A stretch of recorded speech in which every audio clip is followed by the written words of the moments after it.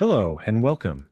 Wherever you are tonight, whether you're resting in bed with the weight of the day slowly leaving your shoulders, or maybe listening while walking under streetlights, or folding laundry, I'm glad you're here. This is a quiet place, a gentle space to settle in and drift back in time. And tonight, we're going somewhere most people never think about. Not into the great halls of medieval castles, but into the soil beneath the feet of those who lived outside their walls. But before we begin, if you enjoy these calm, detailed journeys into the past, go ahead and tap the like button. It helps more people find this space. Subscribe if you'd like to return again. And tell me in the comments, where are you listening from tonight and what time is it for you? It's always a quiet kind of wonder to see how far these stories reach. All right, let's begin. Slowly. Tonight, we're returning to the Middle Ages, but not the parts you've seen in films. This isn't about swords or knights. It's about what people ate, or more precisely, what they grew, quietly, year after year, tucked behind cottages, along hedgerows, and in garden beds scraped into hard ground. We're going to talk about the vegetables, many of them now long forgotten, that medieval farmers and families relied on to survive. You might be surprised how much we've lost. Picture yourself in the English countryside, sometime around the year 1283. It's a soft spring morning. There's still a chill in the air, but the frost is gone. The ground is damp, full of promise. In a small garden behind a timber-framed house, a man kneels in the soil. His name is Osric. His hands are thick with mud. His knees sore from years of planting and weeding. Around him, the first shoots of skirret are beginning to push through the dirt. Skirret, not something you'll find at your local grocery store. It's a pale, slender root, shaped like a thin carrot, but branching out into delicate fingers. When cooked, it's sweet, almost nutty.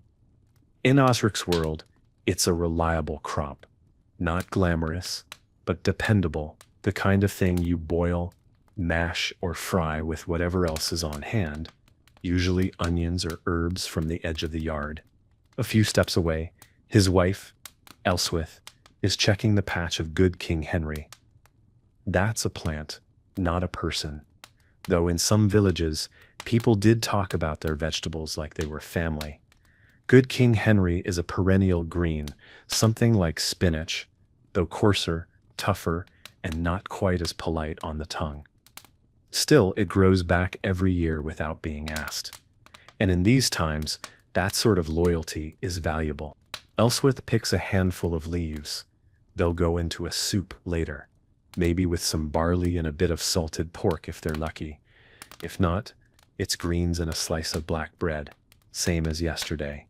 The meals are simple, repetitive, but every leaf matters. Further down the garden rows is salsify. Now the root, long and pale with tiny hairs that never seem to come off, no matter how much you scrub.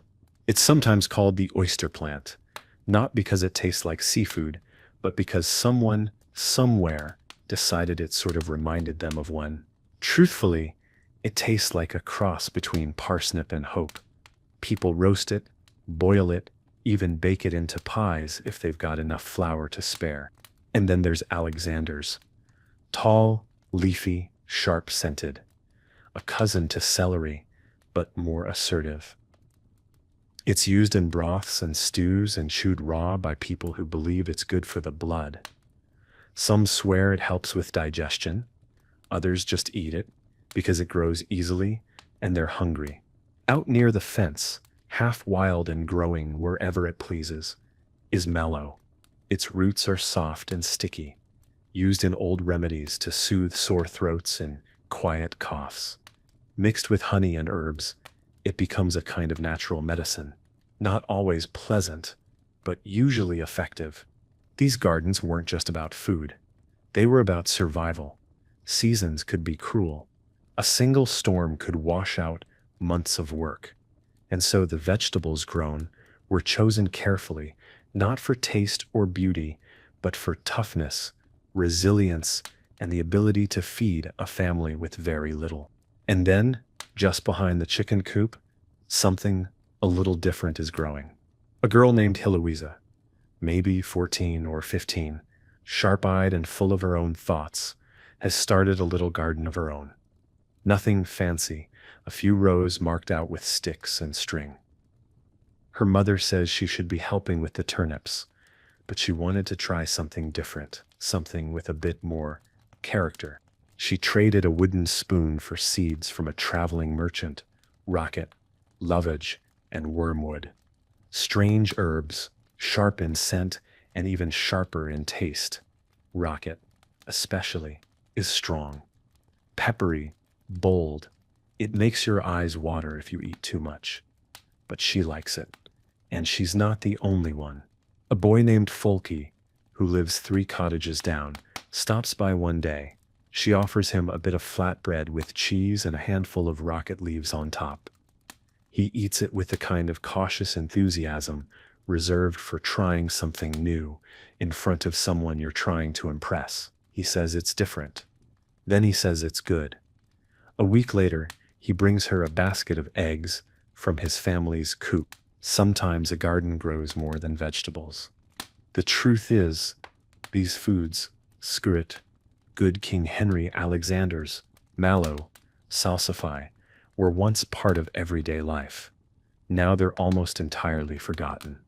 But for hundreds of years, they filled bowls and bellies, flavored stews, healed colds, and helped love bloom in quiet corners.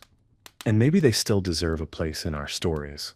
So, as you rest here tonight, imagine the smell of damp earth and fresh herbs, the feel of soft leaves under your fingers, the sound of a spade pressing into spring soil.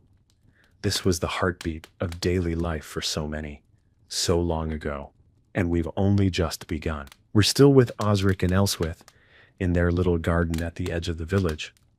Morning has turned to early afternoon now, the kind of quiet, hazy hour where not much happens, but everything is still being done. You can hear the creak of wood from a cart rolling by, the occasional bleat from a sheep somewhere down the lane, and the gentle rhythm of hands pulling weeds, shaking off soil, and setting down baskets. Osric wipes his forehead with the back of his wrist and leans on his spade. The ground has finally softened after a long winter, and his back already feels it. But the patch looks good. The roots are strong this year. He's thinking it might be a good season for parsnips. Now, parsnips aren't forgotten, not completely. But the ones Osric grows are wilder than what you'd find today. Rougher, more bitter, unless they've seen a few good frosts. He remembers an old saying, "A parsnip picked before the frost is like a man kissed before shaving. Best avoided." That one still makes Elswith laugh, though not always out loud. She's over by the plot of leeks now. Not the supermarket kind. These ones are long, pale, and deeply fragrant, with that comforting scent of something slow-cooked and hearty. They grow through winter, standing tall even when snow clings to their leaves. Leeks are something special. Not just food, but a symbol of pride in some parts of the world, especially Wales. People pin them to their tunics on feast days. It's strange how something so humble can carry such weight. Down along the edge of the field is a little patch of chickweed. It's not even supposed to be growing there. It just shows up on its own, year after year, as if it knows it's needed. It's soft, green, slightly peppery.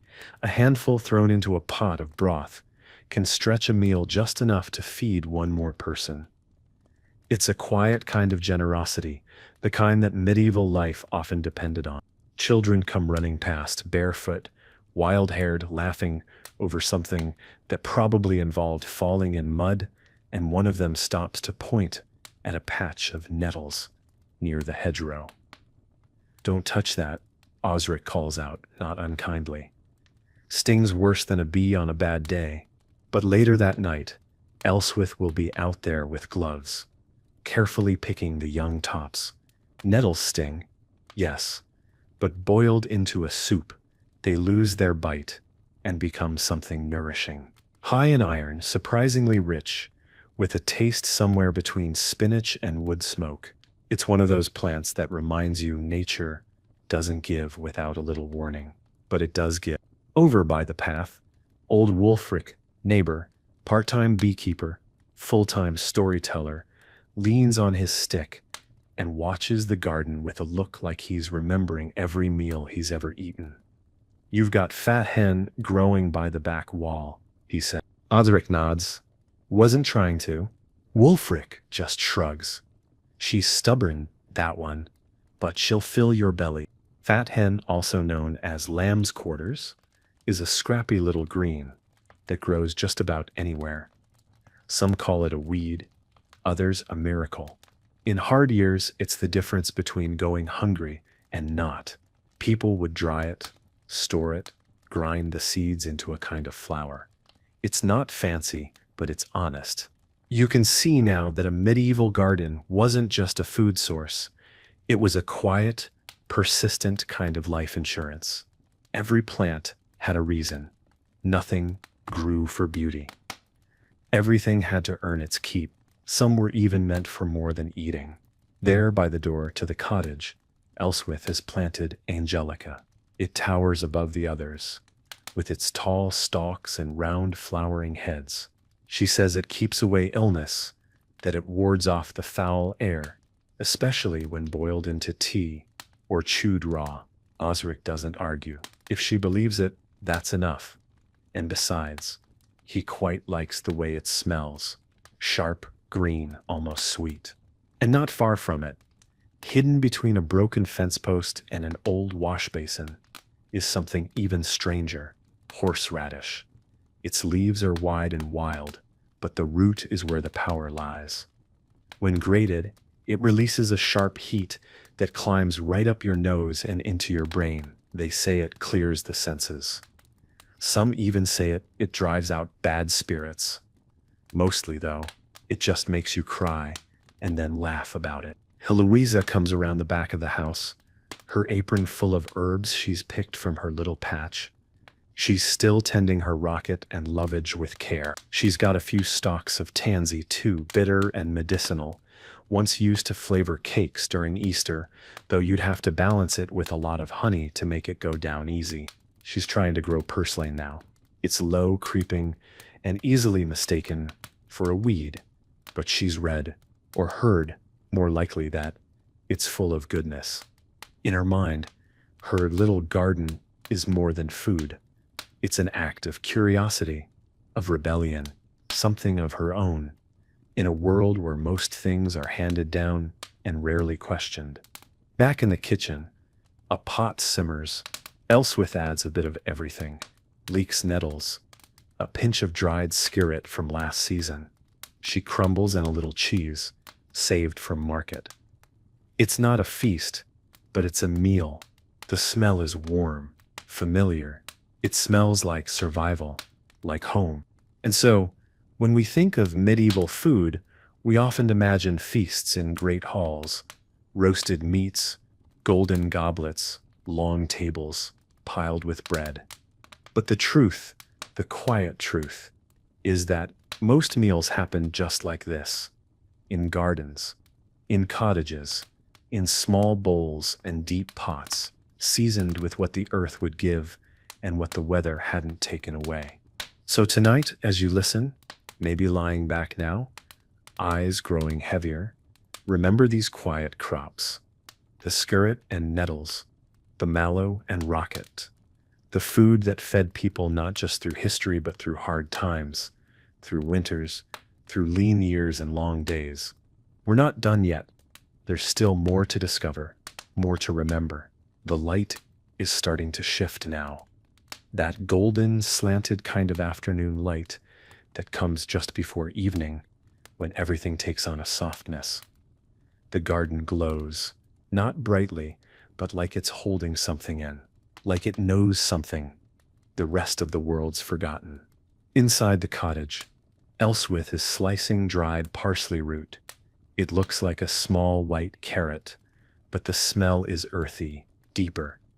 Not the leafy herb we know today, but its stouter cousin, the root used for broth, for stews, sometimes even grated raw, if there's vinegar to tame it. The taste is sharper than you'd expect, somewhere between celery and nutmeg, used sparingly. It gives body to a dish. Used too much, it takes over. Elswith knows the balance. On the low wooden table near the hearth, a small basket holds a mix of roots and leaves, picked earlier in the day. Turnips, rough, round, pale-fleshed, sit beside beet leaves, wilted slightly in the warmth. Turnips were a staple long before potatoes arrived in Europe, roasted, stewed, mashed into thick pastes to eat with stale bread softened in broth. There's also cow parsnip, a plant you'd need to handle with care. Some parts are edible when cooked, others not. In the wrong hands, it could cause burns. But Elswith's mother taught her the safe parts when she was a girl, and she's passed that knowledge down to Heloisa too. This is how most knowledge moves here, not in books, but in stories and gestures, in the careful watching of someone who's done it for years. Out back, Osric is checking the compost heap. Nothing is wasted here. Not truly. Peelings, husks, stalks, all go back into the earth. Even weeds have their uses. Sorrel, for example, grows wild at the edges of the path. Its leaves are bright, lemony, almost tangy on the tongue. In small amounts, it lifts a dish, adds something sharp and surprising. Too much and it overwhelms, but just enough, and it's like adding sunlight to a pot of broth. Further afield, just past the lane where geese wander like they own the place, there's a wild plot where a few braver plants grow. Burdock root is one of them. Long, spindly, stubborn. You have to dig deep to get it out. And you'll probably curse while doing it, but cleaned and cooked, it has a rich, slightly sweet flavor, almost like artichoke. It's a root that demands patience and repays it quietly. There's also hogweed, young shoots only, and only for those who know exactly how to handle it. One wrong step, one wrong leaf, and it's not food anymore. It's danger, but handled properly, boiled with care. It's another way to stretch the meals, another piece of the puzzle. This is the reality of a medieval kitchen. It's part cooking, part caution, part memory. By now, the fire in the hearth has burned down to a steady, orange glow. The pot over it simmers with a quiet rhythm. Inside, water thickens with root starches. Herbs drift to the surface and disappear again. Every so often, Elswith stirs it with a long-handled spoon that belonged to her grandmother. It's worn smooth from decades of work. Heloisa, meanwhile, is drying herbs on a wooden board near the door. Yarrow for fevers, chervil for flavor, fennel for its seeds, which can ease a stomach after a heavy meal or a poorly cooked one. These aren't just seasonings. They're part of the household's survival strategy. Every bit helps. Every leaf matters. And as the sun begins to dip lower on the horizon, the villagers begin to settle. You can hear it in the sound of the day winding down, the clatter of buckets, the bleating of sheep being gathered into pens, the soft murmur of prayers spoken beside beds made of straw. Osric places his tools by the shed, not because he's done for the day, he never really is, but because the light says it's time to stop. His hands are cracked, nails dark with soil, but there's something proud in the way he looks at his garden. It might not be much, but it's theirs. It keeps them full. It keeps them going. Elswith ladles stew into wooden bowls. Not much meat tonight, just a little rind of smoked bacon for flavor, but the roots have softened into a thick, hearty meal. The greens have turned tender, the broth rich and warm. It's the kind of food that doesn't need much talking over, just a quiet hum of gratitude passed from one spoonful to the next. Outside, a few birds still sing, not quite ready to give up the day. A breeze carries the scent of damp earth and wood smoke. The world is still in that rare way. It only is just before night truly arrives. And you, listening now, maybe you're starting to feel that stillness too. Maybe your eyes are heavier, your breath slower. That's all right. That's what this is for. Let this garden stay with you tonight. Not just the plants, but the people. The ones who grew what they could, with what they had, who remembered which plants to pick, which ones to leave, and how to turn almost nothing into something that fed a family. These were not grand people, but their lives were full of quiet knowledge, rooted deep in the earth. Evening has settled now. The last streaks of daylight have faded from the sky, leaving behind a deep, soft blue. A few candle flames flicker inside the cottage windows, casting long, swaying shadows on the wooden walls. It's the kind of darkness you can feel in your chest, a stillness that hushes everything. Dinner has been eaten, bowls scraped clean, spoons set aside. The stew wasn't fancy, but it filled the belly and warmed the bones. Osric sits on a low stool by the fire, gently sharpening his knife with a smooth stone, not out of urgency, just routine. The same way he did last night, the same way he'll do tomorrow. Elswith, with her thick fingers and steady hands, is packing dried greens into cloth sacks. Some nettle, some mallow, some wilted fat hen leaves gathered before the frost hit. She packs each sack tightly, ties it with string made from old linen, and places it in a wooden chest under the window. In a few months, when fresh food is gone, they'll dip into these supplies a little at a time. This was one of the great challenges of medieval life, keeping food once it was grown. There were no freezers, no refrigerators, and most cellars were little more than cool, dry corners under the floorboards. Vegetables had to be dried, smoked, pickled, stored in vinegar or salt, or kept cool with whatever nature allowed. Take skirret again. After harvest, the roots could be kept in damp sand for weeks if the air stayed cool. But if it got too warm or too dry, they'd wither, collapse in on themselves like empty socks.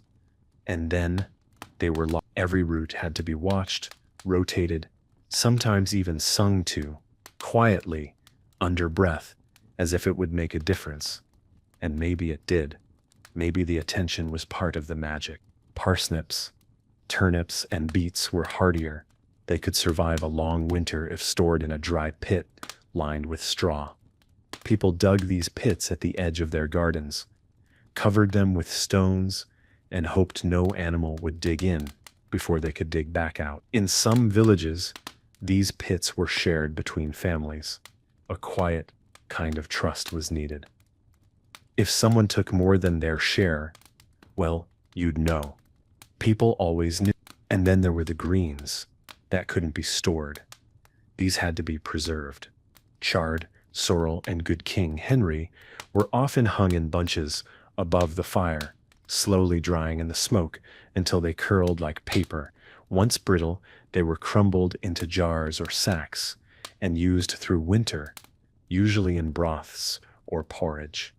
A spoonful here, a pinch there, just enough to bring back the memory of green things. Not far from the cottage, near the edge of the woods, there's another kind of garden, less cultivated, more intuitive. It's where Elswith gathers plants she doesn't speak about as much. The ones used for illness, childbirth, wounds, the serious things. There's lovage, with its tall stalks and strong celery flavor. It's used for digestion, but also sometimes as a charm, woven into garlands or hung over beds to ward off bad dreams. There's meadowsweet, with its sweet scent and white blossoms. Once used to ease pain, its leaves tucked into bedding to soothe sore joints. And there's wild radish, not a tidy little vegetable like the kind you see today, but something stringy, tangled, sharp in taste and spirit. Its pods can be pickled, its leaves cooked, Some years it refuses to grow. Other years it takes over everything, as if reminding the world that it's not quite tame. Here Louisa has been watching these plants too. She's taken to sketching them in the dirt with a stick, drawing leaves, stems, roots, so she remembers their shapes. She says she wants to know what's useful and what's just pretending. She says the plants talk, if you listen long enough. Elswith doesn't argue. Meanwhile, in the village beyond their little plot, others are tending their own quiet crops. An old widow named Brenna grows sea beet along the stream bank. Its leaves are glossy, dark green, and tougher than the garden variety. It doesn't mind the salty air, and she swears it tastes better the closer you are to the sea. At the edge of the churchyard, Brother Aldwin has a narrow strip of land where he grows wood sorrel, fennel, and ramsons, wild garlic with broad leaves and a strong peppery bite. He uses them not just for the monastery kitchen, but in poultices and teas. His hands are stained green, more often than not. He says the plants are closer to God than people are. No one laughs. They just nod. And on the farthest edge of the village, there's a family who grows herb bennet, a shaggy little plant with small yellow flowers and roots that smell faintly of cloves. They use it to flavor ale in the winter when hops run low. It gives the drink a warm, spicy taste, something to look forward to when the days are short and the wind bites. All of these plants, all of these stories, quietly working together to keep life going. No spot of earth was wasted. No leaf was taken for granted.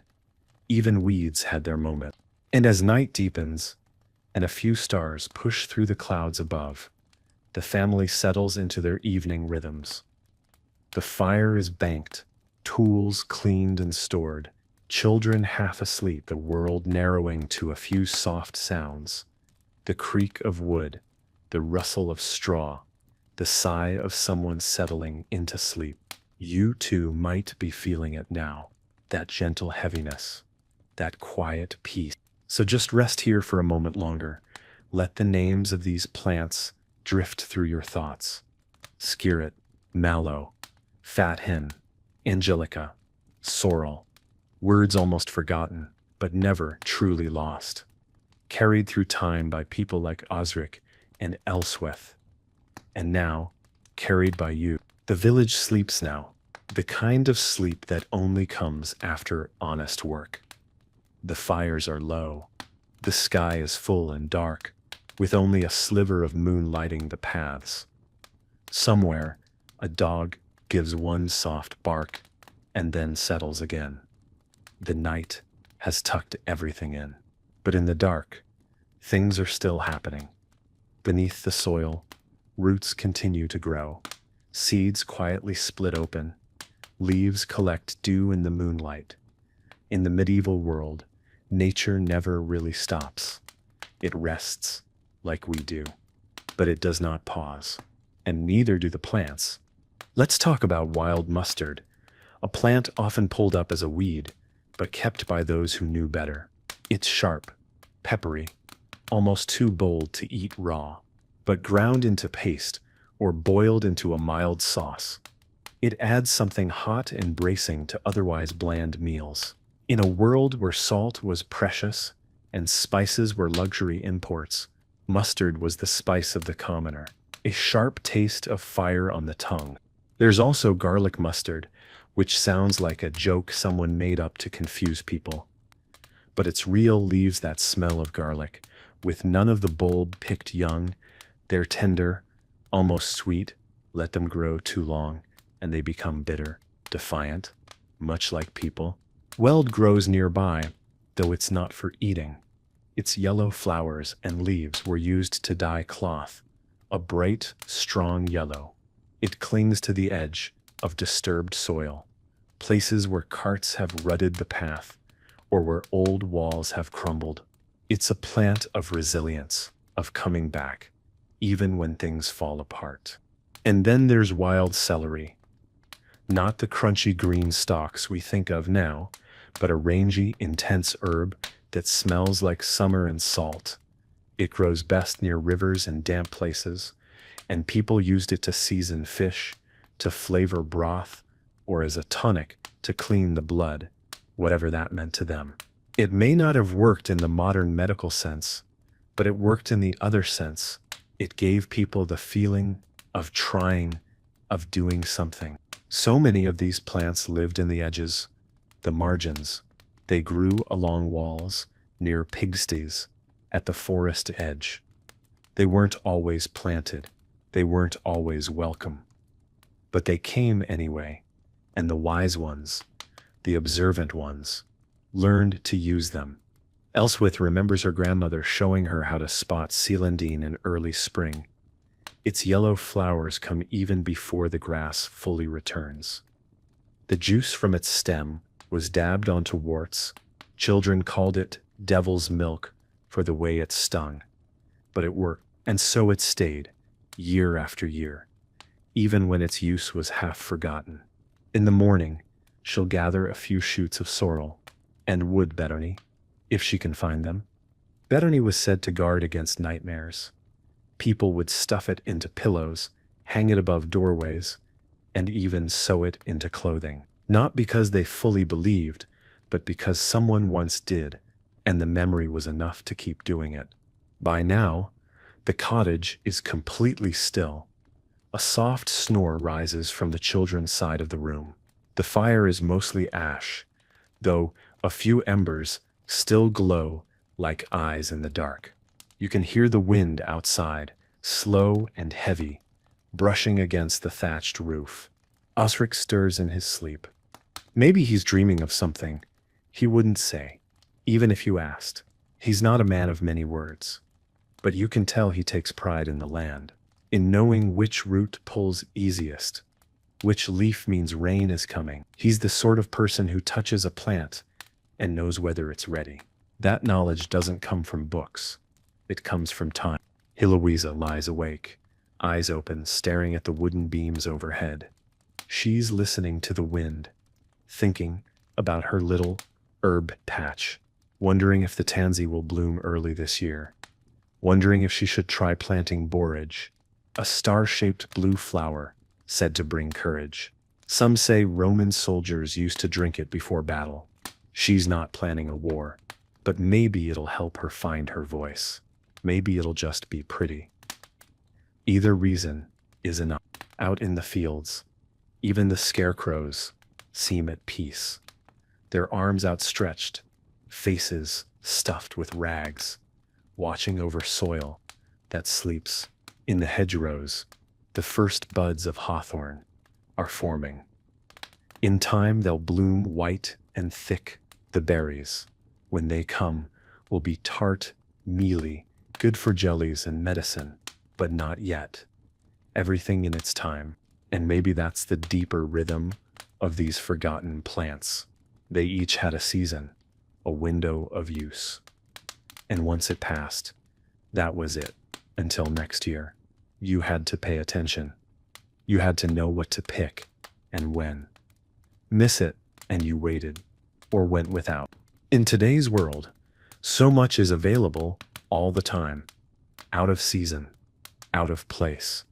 But back then, food came with memory, with patience, with a relationship between people and plants that was built on trust and a bit of luck. So tonight, as you listen, as the world quiets around you, maybe let that idea settle in.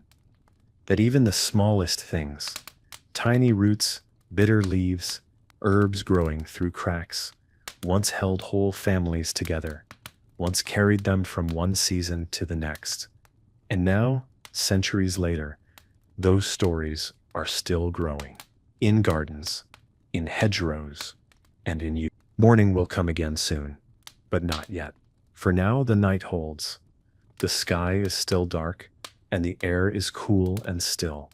In the distance, an owl calls once low and steady, and then falls silent.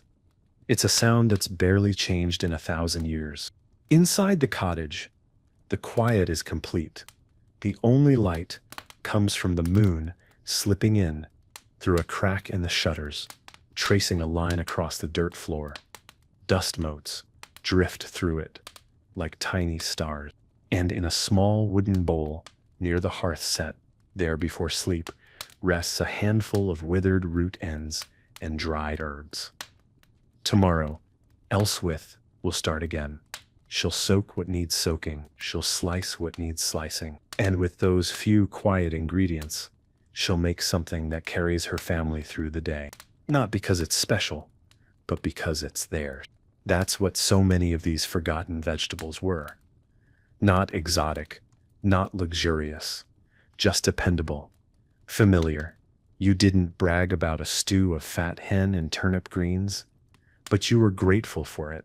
These were the plants that stood by you when nothing else did. Even now, centuries later, a few of them still wait quietly in fields and forests, growing wild in places people no longer look. Some return every spring like they never left. Mellow, nettles, chickweed, sorrel, others are barely hanging on, surviving in seed banks or private gardens kept by curious hands. And some are likely gone for good, forgotten by name, lost in the folds of time. But even those left something behind, a flavor, a story, a smell that lingers faintly in the air after the pot's been emptied. If you listen closely, you might still hear it, a whisper of how life used to be, slower, simpler, but harder, not easier, never easier, but more connected to the land, to the seasons, to the humble magic of a garden that gave what it could. And maybe that's what you take with you tonight, not just the names of roots and herbs, but the sense of rhythm, of patience, of the kind of wisdom that doesn't shout but waits, the kind that lives in worn hands, in cracked wooden spoons, in footsteps worn into soil. So, wherever you are now, whether you're lying still in bed, eyes closed, or just listening as the night carries on, know this: you're not far from that old garden, the one behind the cottage. With the leeks and the skirret, the rocket, and the nettles, it's still there, in some way, and you're welcome in it. Anytime you need the quiet. Rest well, traveler. The sky is beginning to shift again, just a little. That deep, endless dark is softening at the edges, giving way to a quiet gray. Dawn is still a ways off, but the world can feel it coming. A faint glow behind the hills, a change in the way the air tastes. Inside the cottage, Osric is stirring earlier than usual. Some days start before the sun does. He swings his legs over the side of the straw-stuffed mattress and rubs his face with both hands, shaking off sleep like a dog shakes off water. He moves quietly, careful not to wake Elswith or the children. The floor is cold. The fire has gone out entirely. Nothing left but a thin layer of ash. He'll start it again soon. But first, he steps outside. The earth is damp, the kind of cold that clings to your boots and soaks into your bones if you stand still too long. But Osric's already moving, heading to the shed to check on the stored roots. Parsnips, beets, turnips, and a few precious scorzonera roots. Scorzonera. You may have never heard the name, but in Osric's world, it's a quiet treasure, sometimes called black salsify. It's a dark-skinned root with a pale, creamy inside. When peeled and cooked gently, it has a taste that's something like artichoke crossed with chestnut. Subtle, nourishing, dependable. The kind of food that feels more comforting than exciting, like slipping into a warm coat. He peels a few carefully, watching his breath in the cold air. They'll go into breakfast, a thin porridge, stretched with some leftover greens and whatever herbs Elswith dried last month. Not far from the roots lies a bundle of field beans, broad, squat, and a bit rough around the edges. These were one of the staples of medieval peasant diets, cooked down into pastes, thickened into stews, sometimes even ground into flour. They weren't glamorous, but they were full of strength. Osric remembers stories of winters survived on beans alone. Not happily, but survived nonetheless. And cowpeas. They don't get as much attention, but they're hardy and they grow where others won't. Their vines sprawl and twist, climbing whatever they can find. The beans are small, earthy in flavor, and they keep well through winter. Elswith stores them in clay jars, covered with linen and sealed with wax. Back near the garden fence, something smaller catches Osric's eye. Corn salad, sometimes called lamb's lettuce. It grows low to the ground, almost shy. Its leaves are soft, nutty, and one of the first greens to show after the frost. Some villagers ignore it, others, like Elswith, treat it like a gift. A signal that spring is coming, even if winter hasn't quite finished speaking. There's something humbling about these small, quiet plants. They don't demand space. They don't scream with color or boast of sweetness, but they grow and they give, and they remind people that life, no matter how hard, finds a way to keep going. Later in the morning, after the fire is lit and the house begins to warm, Elswith begins preparing a small vinegar infusion, wormwood, fennel seeds, and a handful of caraway. It's meant for stomach troubles, but Osric jokes that it could wake the dead. She doesn't laugh, but she smiles the way someone does when they've heard the same joke 100 times and still don't mind. Caraway is a favorite of hers. She bakes it into bread when there's time. Its seeds are strong, a little sweet, a little sharp. Some say it keeps away evil spirits. Elswith mostly likes the way it smells when she crushes it with a stone.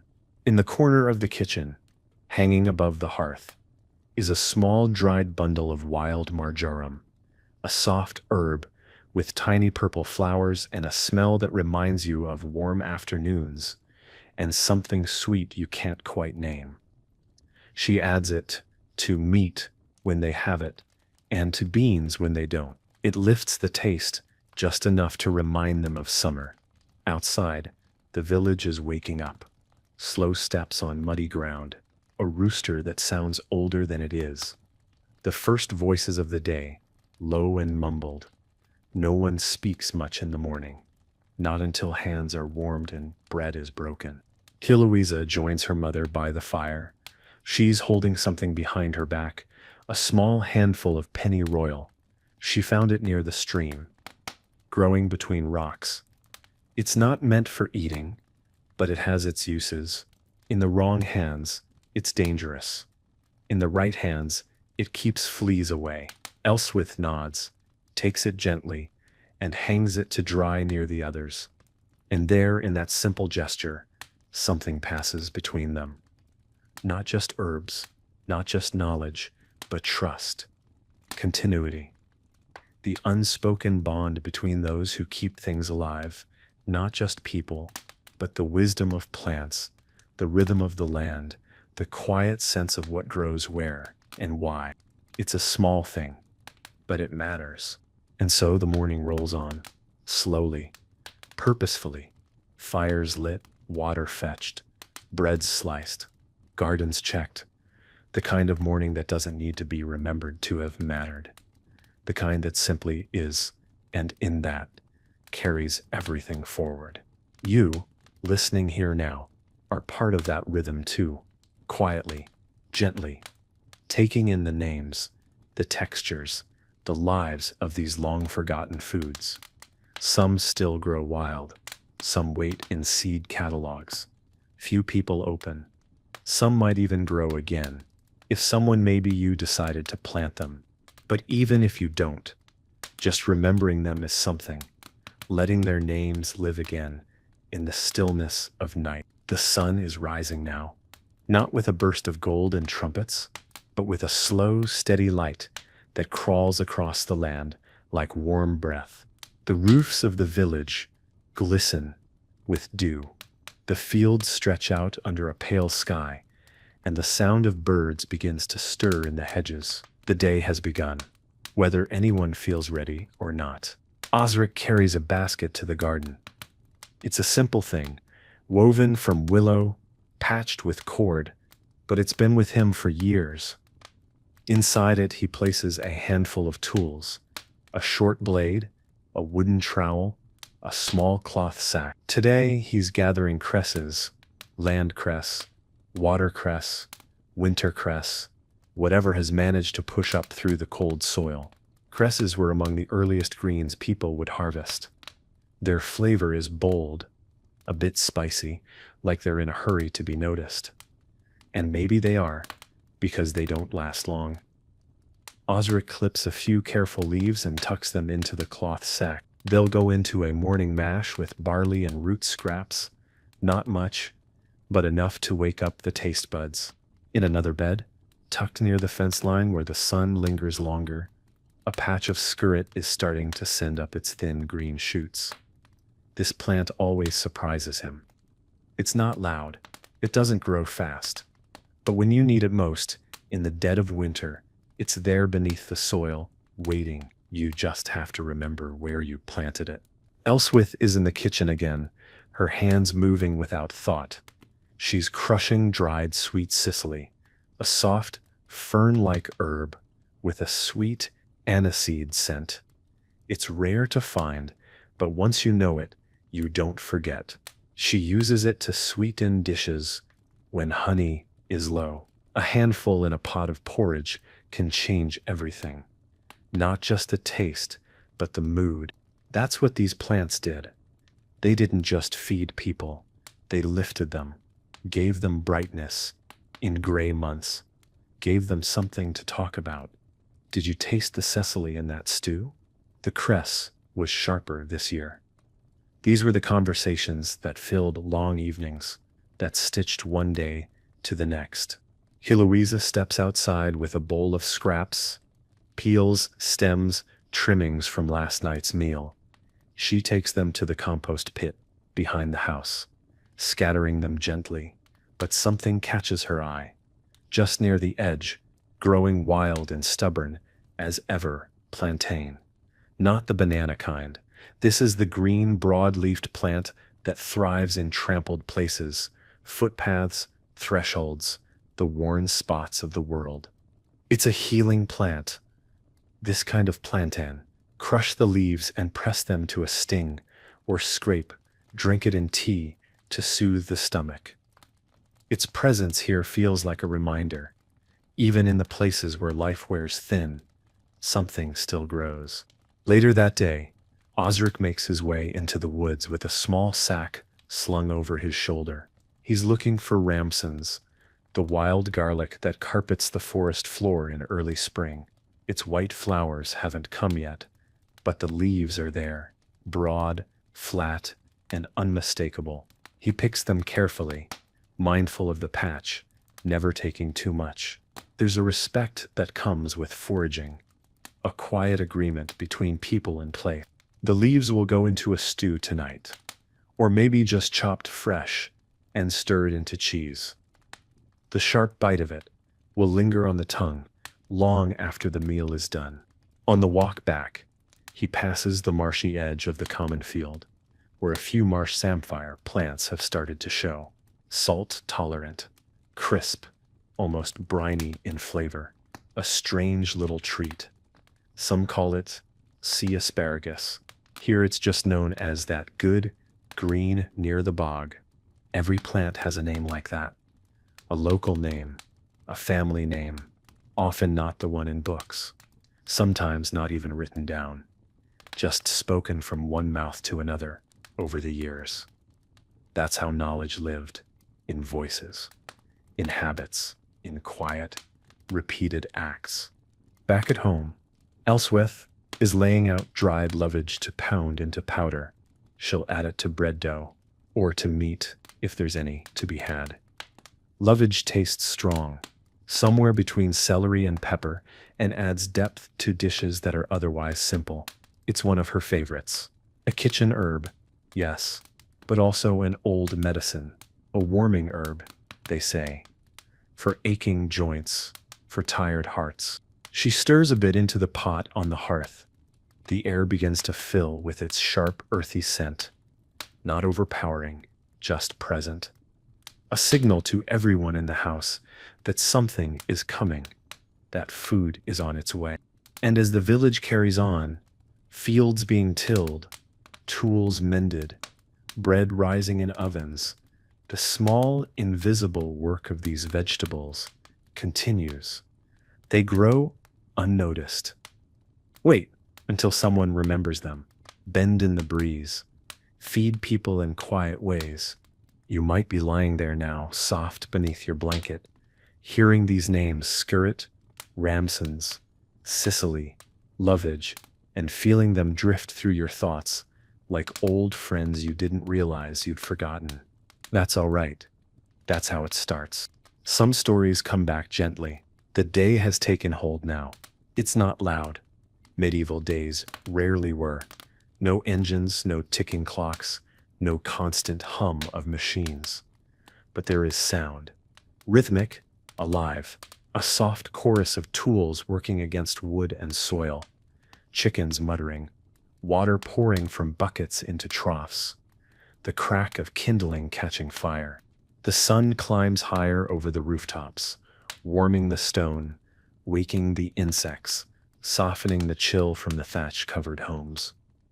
It's the kind of warmth you don't notice right away, but when it touches your shoulders, it stays. Osric is back at the garden, kneeling near the row of turnips and beetroot. These are familiar vegetables, ones that still live in our kitchens today, but even these were different back then. Smaller, denser, earthier. The beets especially were often used more for their leaves than their roots.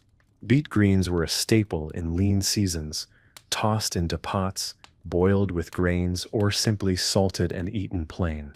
He pulls a few, brushing the dirt away with his sleeve. The tops will go in the soup, the roots stored carefully. If left too long, they go soft. If pulled too early, they stay bitter. There's a right time for everything. Osric knows that. Not because someone told him, but because he's watched year after year. That's what experience looks like here. Not degrees or certificates. Just time, quiet time.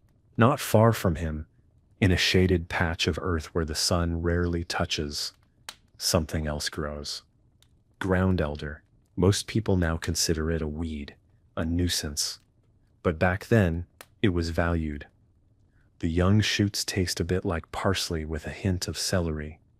It's tender, especially when new. Elswith harvests it in spring, before it turns fibrous. It's one of those plants that disappears from menus, not because it failed, but because it became too common to be noticed. And then there's mallow, again, this time flowering. Its soft purple petals stretch wide in the light, almost decorative, almost, but Elswith knows better. The leaves soothe wounds when made into poultices. The flowers can be brewed into a gentle tea, useful for coughs or restless children. She keeps a small jar of dried mallow tucked away, her own version of medicine. The more you listen to these plants, the more you begin to see how tightly they were woven into every part of life. Not just meals, but rituals. Not just nutrition, but comfort. Heloisa, her apron slightly stained from kneeling in the dirt, comes in carrying a bunch of bittercress, small, bright, peppery. She lays them on the table like they're something precious. Maybe they are. In a long winter, even one mouthful of green can feel like a feast. And nearby, drying by the window, are tansy leaves. Their smell is strong, almost medicinal. In the spring, Elswith uses them to flavor little cakes made with oats and honey, especially around Easter. Tansy was long thought to cleanse the body, a kind of seasonal reset. Too much is dangerous, but just a little is tradition. These foods carried belief as much as flavor. People didn't eat only for hunger. They ate to stay well, to mark the seasons, to honor the dead, to bring in the new year. A bowl of porridge could be a ritual, a mug of ale, steeped with herbs, could be a kind of prayer. At the edge of the property, Osric has planted wild leeks, known in some places as ramps. They grow slow, close to the ground, with a smell that cuts through the cold. When cooked with root vegetables and a bit of fat, they create a stew so fragrant it can fill the whole house. That's what's planned for tonight. Something rich, something earned. In the meantime, the midday meal is simpler. Elswith takes yesterday's bread, hard now, almost like stone, and soaks it in broth, with chopped Alexanders and a pinch of sorrel. She heats it gently, breaking the bread apart with her spoon as it softens. It's a humble dish, one you wouldn't serve to guests. But today, it's perfect. The children eat in silence, scraping bowls, not out of formality, but out of focus. Hunger has a way of making you present. Afterward, Osric takes a quiet moment to sit under the tree by the corner of the garden. The branches are just starting to show new buds. Above him, the sky is clear and wide. There's no sound but the wind brushing through leaves and the low creak of branches adjusting. He thinks about the season ahead, what to plant next, whether the skirret will need thinning, whether the turnips might bolt early this year. These aren't grand thoughts, but they matter. They're the kind of thoughts that keep people alive. And perhaps you're thinking now too, not about crops, maybe, but about care, about attention, about the slow work of keeping something, anything, alive. Maybe you feel it in your chest, that sense of rhythm, of tending, of passing something small but meaningful from one pair of hands to the next. And if you're still listening now, with the world quiet around you, this is a kind of tending too. The sun has reached its peak, but the heat is modest. This isn't the blistering midday of southern kingdoms. It's a temperate warmth, softened by breeze and cloud. The kind of day where work continues steadily, without rush or complaint. Elswith is kneeling at the edge of the herb bed, fingers brushing the soil gently, checking for the first signs of goutweed. It's an unassuming plant, lacy-leaved and pale green. Most today would rip it out without a thought. But back then, it was a prized spring vegetable. It was one of the first greens to arrive after the long, root-heavy months of winter. The leaves are tender when young, slightly nutty, with a faint bitterness. In stew they soften, in a skillet they almost shine. She picks only the best handful, small leaves, no stems, and leaves the rest. A good gatherer never takes too much, always leaves some behind, for tomorrow, for the insects, for balance. Near the hearth, a small clay pot is warming gently, filled with chopped beet greens, onion tops, and a spoonful of vinegar. The smell is rich and green, like spring in a bowl. Elswith stirs it slowly, careful not to scorch the bottom. She adds a pinch of dried marjoram, stored from the summer before, its scent still potent despite the passing months. Outside, Heloisa is tending to a patch of purslane. It's a crawling little plant, shiny leaves, red stems, easily overlooked, easily stepped on, but it's packed with richness. It doesn't taste like much, not at first, but in soup, it thickens. In bread, it adds moisture. In famine years, it saved more lives than anyone recorded. She doesn't mind that it's simple. Some of the best things. She gathers it into a small bundle, tying the stems with thread she keeps in her apron pocket.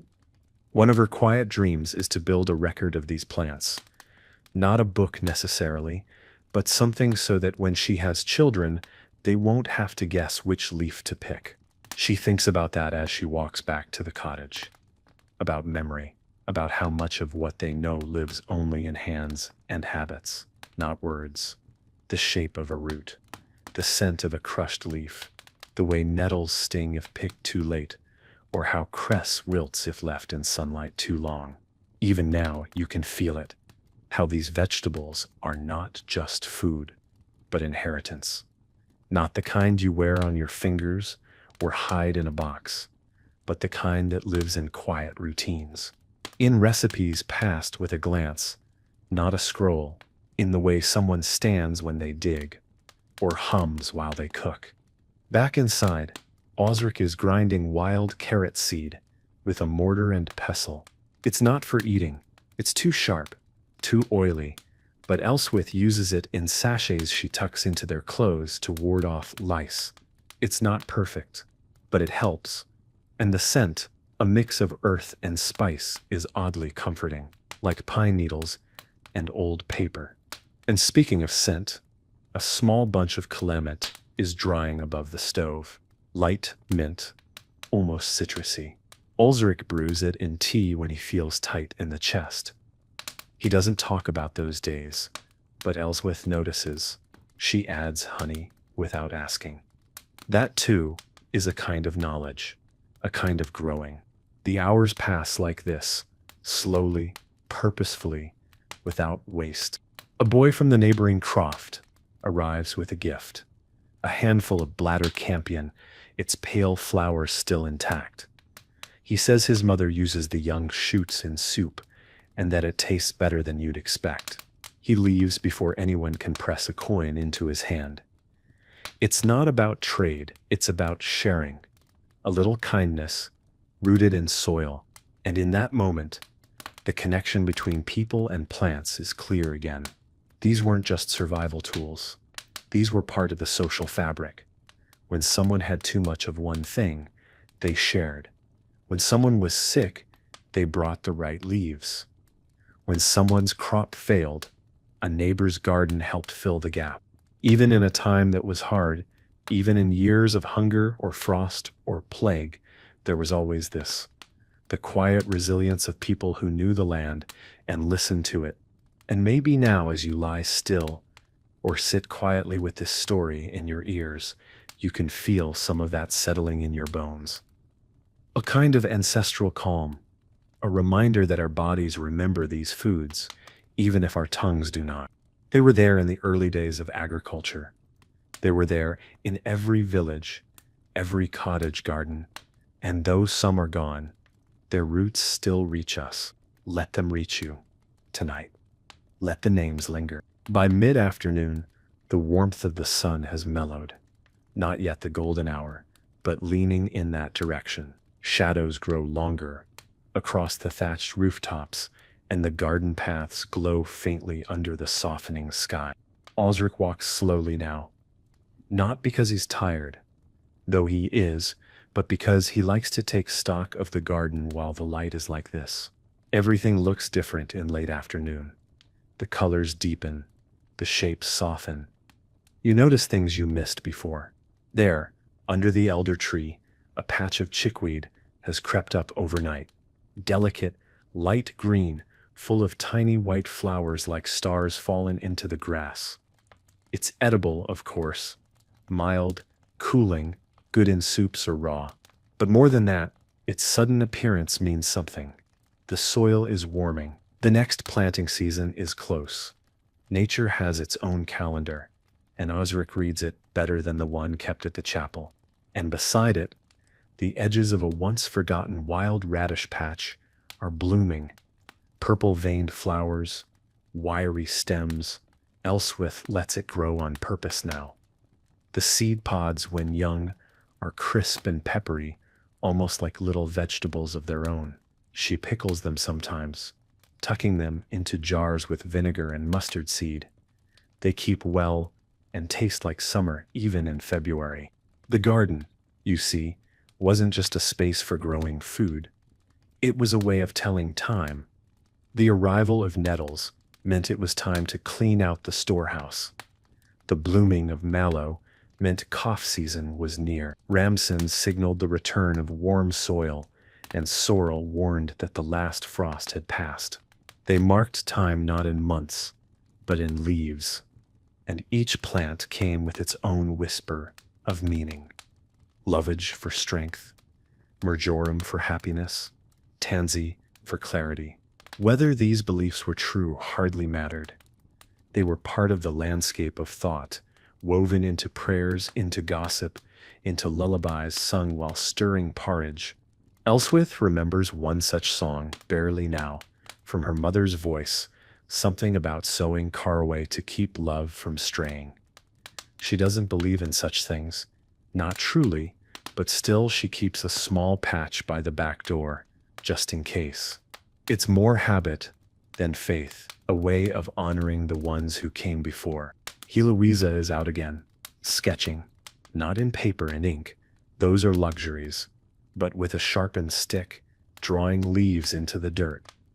She copies the serrated edge of a sorrel leaf, then beside it the rounded shape of mallow, then the long, sharp outline of wild fennel. No one asked her to do this, but something in her wants to remember. She stops for a moment, wipes her hands on her apron, and looks out at the field. You can see the thoughts in her eyes. She's wondering what other plants are out there, past the trees.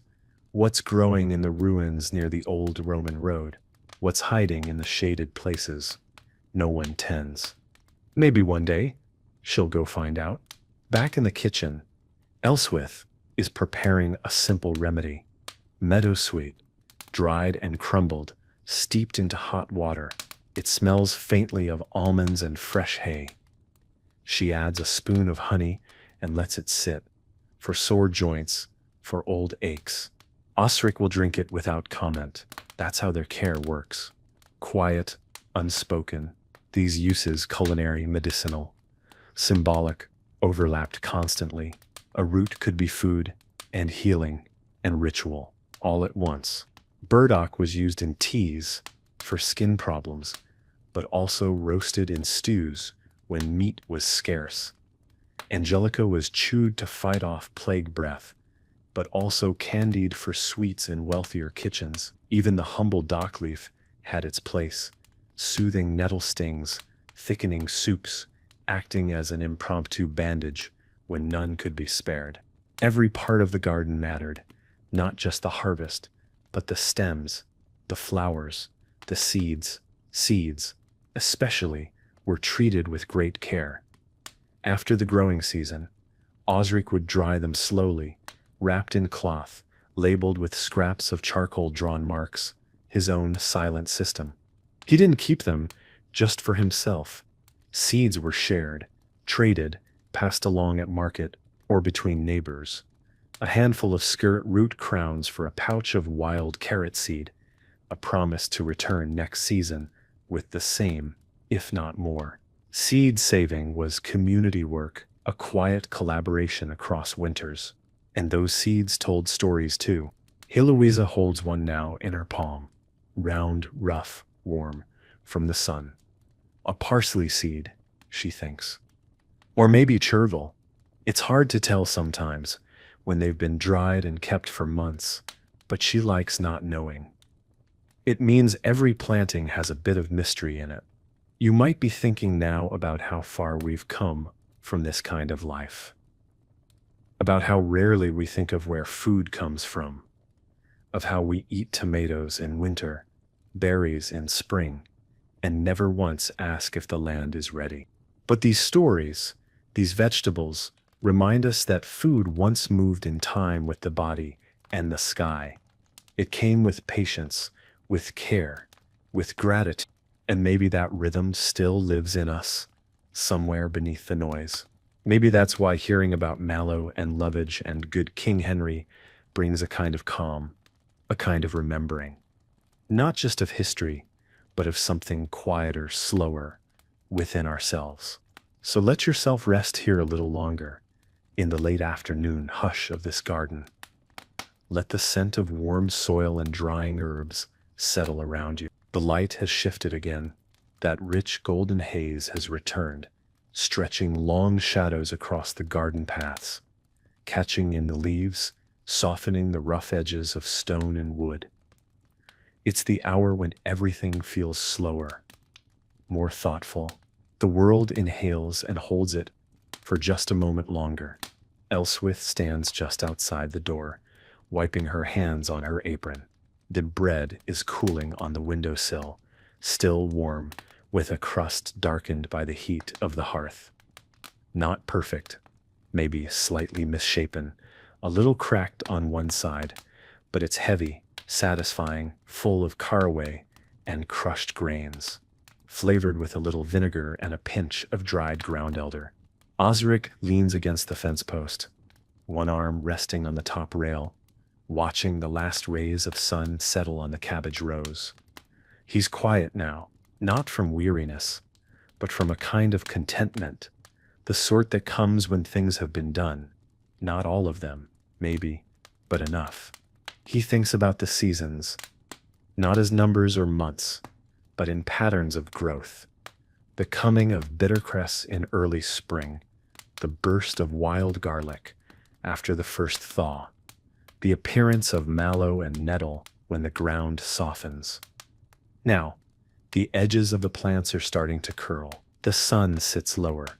You can feel it in the soil when you press your hand down. Less warmth, more dampness. The season is beginning to turn, and with it, thoughts begin to shift from growing to storing. In the storage nook inside the house, Elswith has started to make room. She lines the shelves with dried leaves, dock, shard, sorrel, each carefully labeled with a scratch mark or bit of colored string. She checks the seal on the vinegar jugs, taps the lids on the honey pots, and shakes each sack of beans to be sure there's no damp. Nothing is wasted. Not if they can help it. She pulls a small cloth bundle from a shelf, a mix of parsley root, wild celery seed, and a hint of sweet Sicily. It's for Osric's knees. A tonic, or maybe just comfort. She'll brew it into tea later when the light has gone, when the fire crackles low and the world feels smaller. Heloisa is counting dried seeds now, laying them out in rows on the wooden table. She's sorting by color, shape, and feel. She doesn't know all their names yet, but she knows what they become. She likes the mystery of it. She'll trade some at the market next week, with the other women offering beet seeds for wild fennel, or skirret root crowns for dried purslane. It's not just trade, it's conversation, community.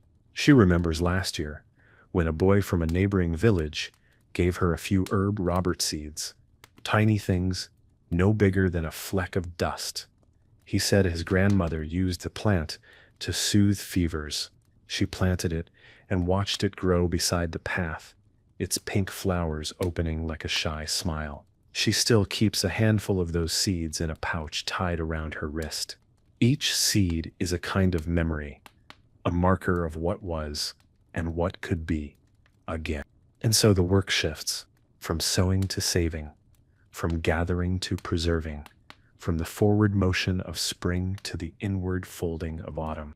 Elswith starts preparing the first pickles of the season. Wild radish pods, steeped in brine with dill and a single clove of feral garlic. The mixture bubbles faintly in its clay pot. She sets it near the window where it will catch a bit of sun during the day. The smell is sharp, but it promises flavor during the long months to come. On the hearth, a pot simmers with turnip greens and salsify, thickened with a handful of dried oats. It's not a grand meal, but it's comforting. Osric stirs it with the back of a spoon, letting the steam rise into the room. He doesn't say much, but the nod he gives when he tastes it says enough. These were the quiet evenings. No music, but the fire. No stories but the ones people remembered aloud. Like the tale of the lovage root that grew so large, they used it to plug a hole in the barn wall. Or the old man who claimed he could talk to mallow plants and that they warned him when storms were coming. Nonsense, maybe, but good nonsense. The kind that stays with you. Outside, the sky begins to darken, deep purples and soft reds folding into gray. A few lamps are lit across the village, cows low softly in the distance. Somewhere, someone laughs. Somewhere else, someone sings under their breath while sweeping the stoop. Heloisa gathers her seed bundles, wrapping them carefully in cloth, then tucks them beneath her bed. She lies back and watches the ceiling beams above her, tracing the shapes of knots in the wood. She doesn't say it out loud, but she's proud of what she's grown, what she's learned. She closes her eyes and listens to the house breathe. And outside, the garden rests. The plants, the earth, the worms beneath, all slowing, not stopping, just resting, just enough to begin again. The sky is nearly black now. Only a few pale stars peek through the shifting clouds above the village, and even they seem sleepy. The wind has quieted. The last embers in the hearth give off a low orange glow, casting soft, flickering shadows across the walls of the cottage.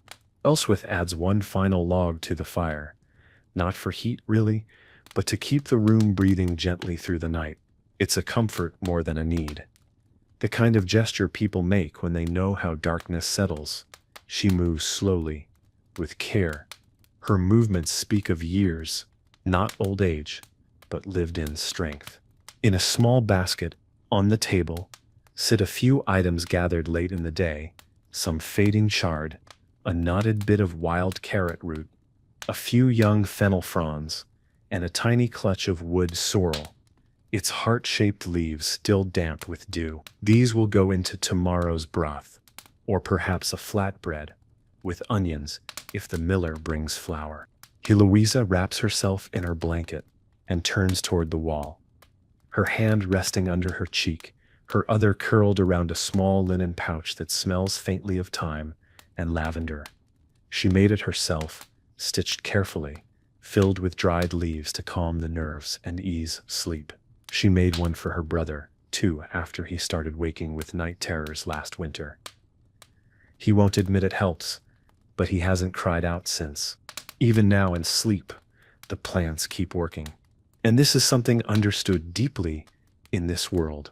Food, healing, comfort. They weren't separate. They lived in the same roots, the same beds, the same patient tend. Take fennel, for instance. Eaten raw, it cleared the breath. Cooked, it flavored fish. The seeds were chewed after meals for digestion, and when bruised and steeped, they became a calming drink for colicky babies and weary women. Or wild thyme, used to clean wounds, yes, but also burned on coals to drive out bad air, or spirits, depending on who was talking. Was it science? No. But it worked well enough, and sometimes belief was part of the cure. Even the act of growing was a kind of quiet faith. You planted without guarantee. You waited with hope. You harvested with thanks. And so much of this passed from hand to hand, not as instructions, but as habits. You learned when to plant winter savory. Not because someone told you, but because you watched your mother press the seeds into the warm soil, whispering the date to herself, brow furrowed with thought. You knew calendula helped with skin, not because it was written anywhere, but because a neighbor once showed you the yellow salve she made for her child's rash, and you never forgot how it smelled like summer fields and beeswax. There's no parchment for that kind of knowledge. No ink, only memory. And sometimes, forgetting. Not everything survives. There were plants once used daily that no one remembers now. Alexander's, skirret, Thurb Bennett, sorrel root, once vital, now nearly gone from the tongue. Some replaced, some abandoned, some lost to the hush of time. But every now and then, someone digs one up, tastes a forgotten flavor, finds a recipe in an old margin, a note in the corner of a crumbling ledger. Good for stew, bitter, use only the small ones. That's how memory returns. Not all at once, but in bits, in garden corners and quiet cups of broth.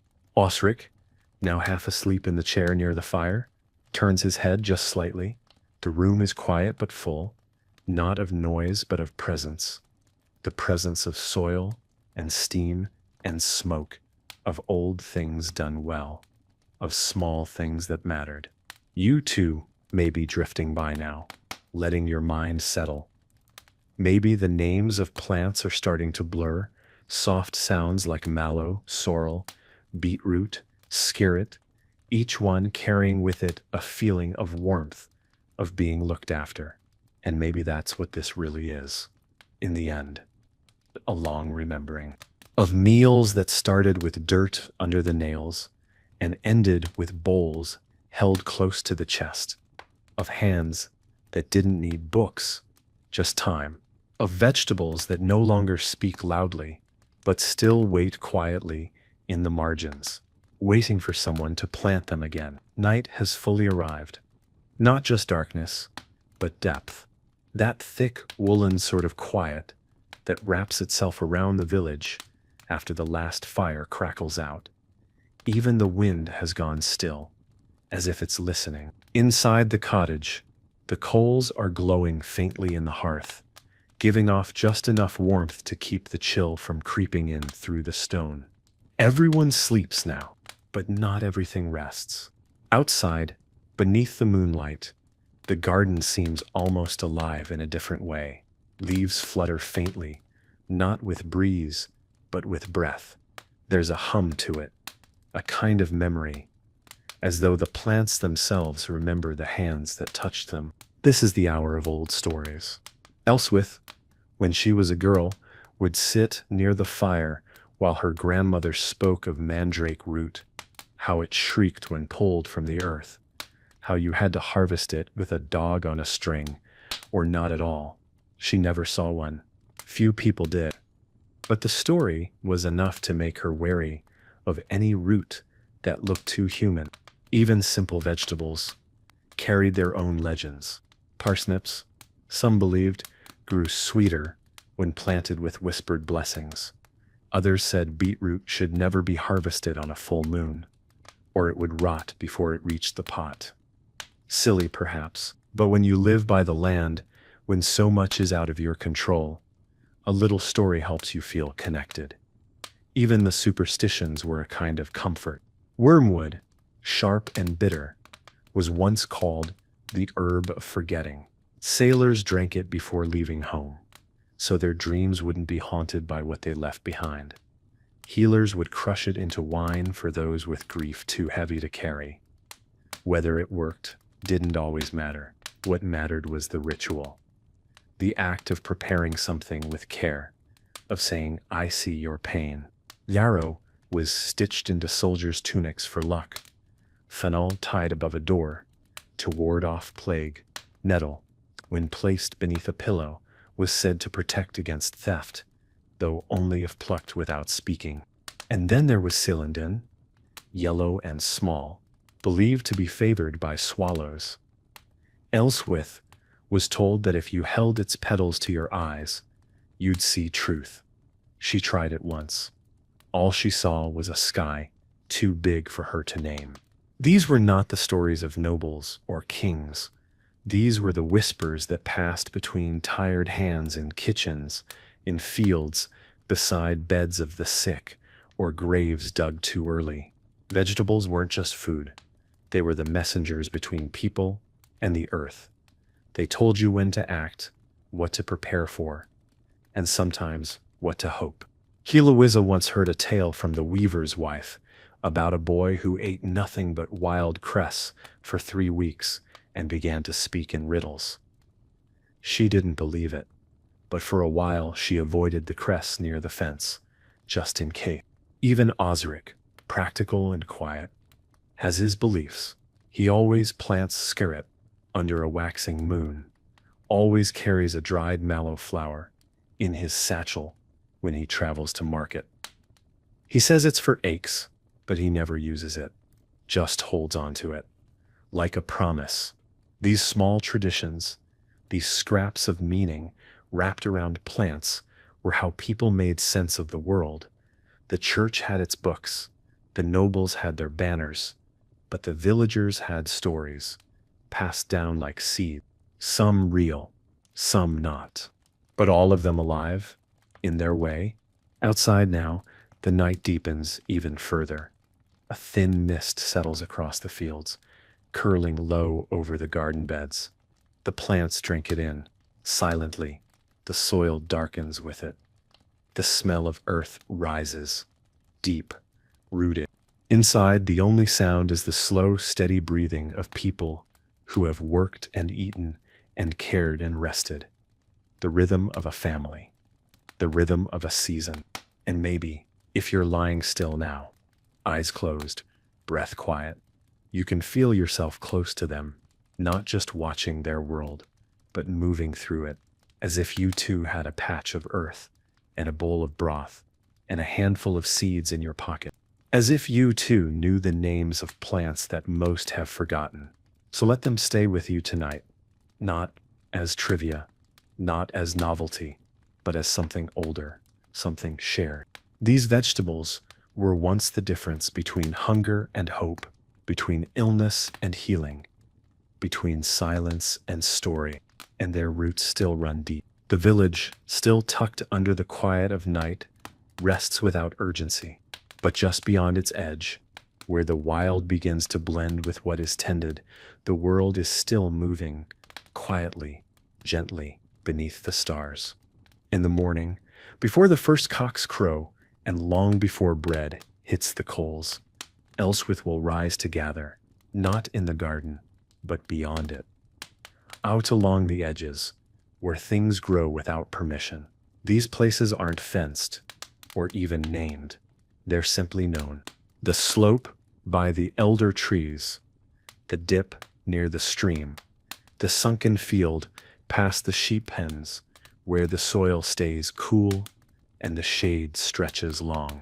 That's where the wood sorrel grows best, low to the ground, with its soft green heart-shaped leaves that fold closed at night. It's sharp on the tongue, almost lemony, and when crushed between your fingers, it smells like the start of spring. Elswith only takes a little, a small bunch for flavor. Too much would steal the warmth from a meal. She tucks it into her basket, alongside a few fronds of wild fennel, its feathery leaves catching the light even in the early gloom. Fennel grows where it wants, often in dry places, the kind of herb that doesn't ask for comfort, just room. Its seeds are saved for winter, for bread, for remedies, whispered over steaming cups. Further along, down by the stream, grows water mint. The smell is unmistakable, cooling, clean. It spreads between the rocks like it knows it belongs. She pinches a few stems, careful not to slip on the moss-slick stones. These will be used in washing water, or perhaps as a tonic if someone wakes with heat in the chest. Elswith isn't the only one who gathers. Most families do, some more than others, some better than others. There's a boy in the village who once brought home a basket of foxglove. Thinking it was wild spinach, his mother fainted when she saw it. He's teased for it still, but gently. Everyone makes mistakes when they first start looking. Foraging was not a novelty then. It wasn't a weekend pastime or a romantic return to nature. It was a thread in the larger tapestry of survival, and not just about filling the pot. Gathering was also about watching, noticing the changes. What bloomed earlier than it should, what vanished after too much rain, which roots had gone bitter, which greens came back stronger than the year before. The plants spoke, if you knew how to listen. Ground ivy, creeping near the base of the old chapel wall, was once used to flavor ale, before hops, before recipes became rules. It gave the drink a sharp herbal edge, and some claimed it cured melancholy. Others just liked the taste. Self-heal, a tiny purple flower grows near the well. You might miss it, unless you're looking for it. The women in the village steep it into oil to rub on bruises. The name says it all. Whether it's true hardly matters. The act of believing in it does the first half of the work.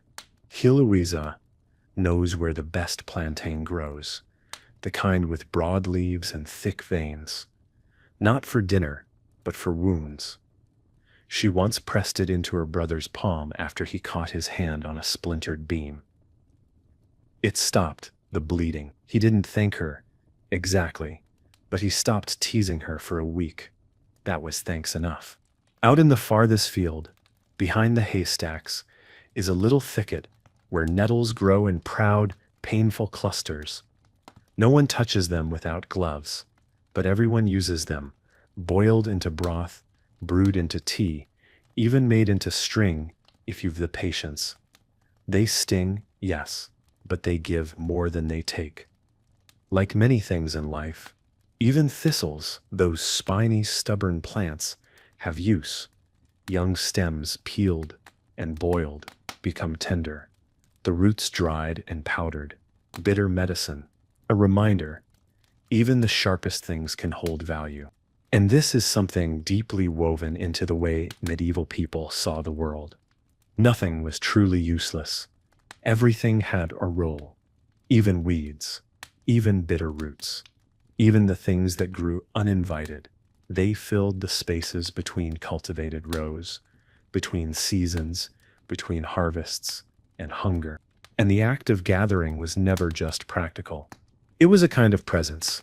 A woman kneeling at the edge of a field, her hands sifting through leaves.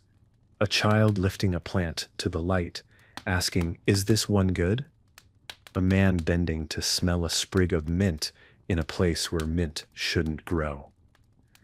These were small rituals of belonging. To know a place, you had to know what grew there. And to feed a family, you had to pay attention not just to what you planted, but to what arrived without asking. So tonight, as you listen, and your breath slows, and your body softens into stillness, maybe you feel some part of that settling over you. The idea that nourishment comes not only from what we grow with intention, but also from what we are willing to notice, to receive. Let that thought root itself gently in you, like chickweed between the stones. The cottage is silent now, save for the soft rhythm of breathing and the occasional creak of cooling wood. Outside, the mist hangs low, pressed gently over the fields like a woolen blanket laid out to dry. The garden is shrouded in a hush that feels ancient. Time doesn't pass here. It rests, but the stories don't sleep. They stir in the quiet, in the corners of the room, in the gaps between the ticking of the heart. Elswith once said, only once, and softly, that when her mother died, the first thing she did was tend to the sorrel. She weeded around it with trembling hands, her sleeves still damp with tears. It wasn't the kind of grief you could speak, but the motion of the task, the knowing what the plant needed, gave her something to hold on to. That's how it is sometimes. Vegetables, herbs, the earth beneath your nails, they don't offer answers, but they anchor you. And sometimes that's enough, especially in a time when loss was a constant guest. In this village, like so many others, gardens held the shadows of those who once tended them. A child now gone, whose favorite herb was fennel. A grandfather who taught his kin to split salsify roots down the middle to check for rot. A sister who sang while shelling broad beans into a wooden bowl, each one falling like a soft drumbeat into memory. These were not things written down, but they lingered. In the smell of boiled beetroot, in the feel of nettle leaves under gloved hands, in the way someone bent to tie back a climbing pea vine without knowing they were mirroring a gesture done decades earlier. There is a softness to this kind of legacy. You don't inherit it, you inhabit it. And Heloisa, just beginning to sense the weight of it, sometimes wonders how many of these plants remember. She walks the garden in the early hours, fingers brushing the tops of leaves, lips murmuring names she's only just learned. Not because anyone's watching, but because it feels respectful, like saying hello. She keeps a bit of woodruff under her pillow now. It smells sweet when dried, like hay and honey and the very edge of spring. It's said to bring calm dreams, And she's been dreaming more lately. Of her grandmother's hands, of gathering cow parsley in a woven basket, of voices she never met, calling out names of plants she's never seen. There's comfort in that, in knowing we're not the first to kneel in the dirt and ask, what is this good for? And not the last to taste something bitter and wonder, could this save us? Even Osric, steady and spare with his words, carries his own ghosts. There's a patch at the back of the house where wild celery grows tall and tangled. He never harvests it, just leaves it to thrive. It was his father's favorite. He says nothing about it, but tends it with a quiet hand, removing weeds, tying back stalks after storms, leaving an extra pinch of compost there each spring. It's a kind of conversation, because these plants, these old, mostly forgotten vegetables, they aren't just physical. They hold a space for memory, for meaning, for the invisible weight of things unsaid.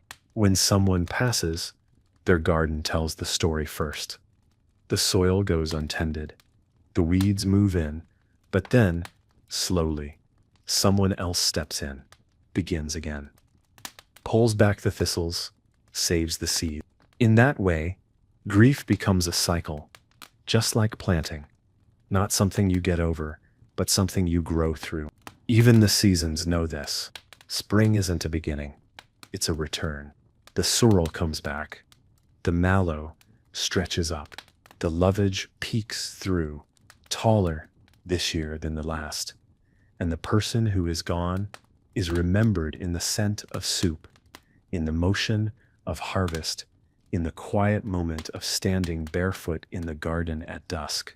So as you lie here now, eyes soft, breath slow, perhaps you can feel the weight of that story settling over you like evening fog. Not heavy, just present, like memory, like soil. Let it stay with you. The fire is down to the faintest glow now, just a whisper of heat beneath gray ash, but it's enough to keep the cold from creeping too deep into the stone floor, enough to soften the silence so it doesn't feel so wide. Elswith is still asleep, her face turned toward the wall, lips parted slightly, brow smoothed by rest. Beside her, Heloisa stirs faintly in her dreams, something she won't remember in the morning, though it will shape her mood all the same. Osric has risen again, early, as he often does. He moves like a man used to being the first awake. He doesn't light the lantern, doesn't strike the flint, just stands in the half-dark, sipping cold water from a clay cup and watching the sky shift shades behind the trees. There's peace in this part of the day, before the world makes any demands. And as he waits for the light, he thinks, not in words, but in pictures, sensations, of the garden, of roots pulled clean from the earth, of the ache in his hands after turning soil, of the smell of crushed fennel on the wind. This is when the memories come. He remembers the white beetroot his grandmother used to grow, not as sweet as the red, but creamier somehow. She'd stew it with vinegar and wild thyme. No one makes it that way anymore. Not even Elswith. He doesn't miss the taste, exactly, but he misses what it meant. A certain kind of evening, a certain kind of warmth. Some vegetables carry that, not flavor, but feel. Turnips meant hard times, but also reliability. You could boil them into anything, roast them with salt, mash them if your teeth were failing. Leeks reminded people of feast days in some regions, stewed down until soft, with barley and beer, served to a room full of relatives you hadn't seen since the last harvest. Pea shoots, young and green, carried hope. You planted them early and watched them climb, watched the tendrils twist around twine or old sticks. They were fragile, but they rose, always reaching a small lesson. And chervil, light, feathery, almost easily lost to breeze, was often the first green that let people know they'd survived winter, that the worst was behind. Its presence was subtle, but it meant everything. Even skirret, that pale, thread-like root, spoke of resilience. It grew slow and messy and often needed thinning, but once established, it came back again and again. It didn't demand much, just time, and in return, it gave sweetness, a soft, unexpected sweetness, like kindness from someone you hadn't expected it from. These plants weren't symbols because people wanted them to be. They became symbols because people needed them to be. In a life that was often short, often uncertain, they were reliable. They told you when the season turned. They told you when to sow, when to rest, when to save. They gave your hands something to do in the silence that followed. Loss or doubt or hunger. Heloisa, half asleep, curls deeper into her blanket. A faint smile tugs at the edge of her lips. She's dreaming of her garden again, though she doesn't know it yet. A row of pea shoots just sprouting. A patch of chervil in full bloom. Her hands in warm dirt, her face in the sun. Later, she'll wake and wonder why the morning feels so soft. And somewhere deep in the field, the plants grow on. No one watching, no one asking. But still, they grow. And maybe that's the lesson that carried people through the hardest years. That even in the most silent winters, the roots were doing their work. Quietly, without glory, without wit, just becoming. You too might be drifting now. Body heavier, mind quieter. That's good. Let this stillness take root. Let the names of these old foods stay with you, not just as facts, but as feelings. A little parsley, pressed into bread dough. A pinch of sorrel to cut the fat of broth. A few leaves of wood sorrel in the bottom of a wooden bowl. Not enough to fill you, but enough to remind you. The earth remembers, and now, so do you. Dawn is close now. There's a faint blue tint along the horizon, soft as milk and tea. The stars are fading, not all at once, but one by one, like candles being gently blown out in a great, far-off hall. Balzeric is outside again, crouched at the edge of the garden, pulling up weeds by hand. He doesn't need to. He could do it later, but this part of the morning is his alone. The work is slow, quiet, familiar. He works a bit of chickweed, loose from the soil, careful not to disturb the young beet greens growing beside it. Chickweed is edible, but he's pulled enough for now. He lays it in a little pile, to feed to the chickens later. Nothing goes to waste. Not here. Behind him, the house is still sleeping. Elswith might stir soon, her first steps always slow and deliberate, like she's stepping into the day one careful breath at a time. Heloisa, likely, will wake with the sun. She always has. The ground is still damp from the mist. It clings to the soles of his boots and darkens the cuffs of his trousers. There's a crispness in the air, a hint of the season turning again. Not quite yet, but soon. He checks the cabbages, thick-leaved and strong, their outer heads glistening with moisture. These are a staple, dependable. They'll be harvested in stages. The leaves pulled one at a time.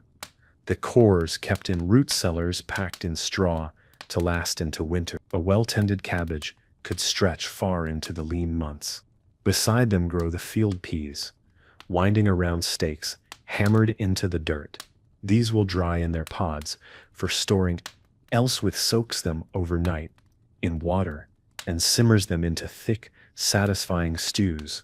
There's always one pot of peas on the hearth, as predictable as sunrise, as grounding. And at the far corner of the plot is the row of skirret, growing quietly beneath the surface. Osric won't harvest them for some time, but just knowing they're there brings him comfort, like savings tucked away. A small promise that not every day needs to be figured out in a rush.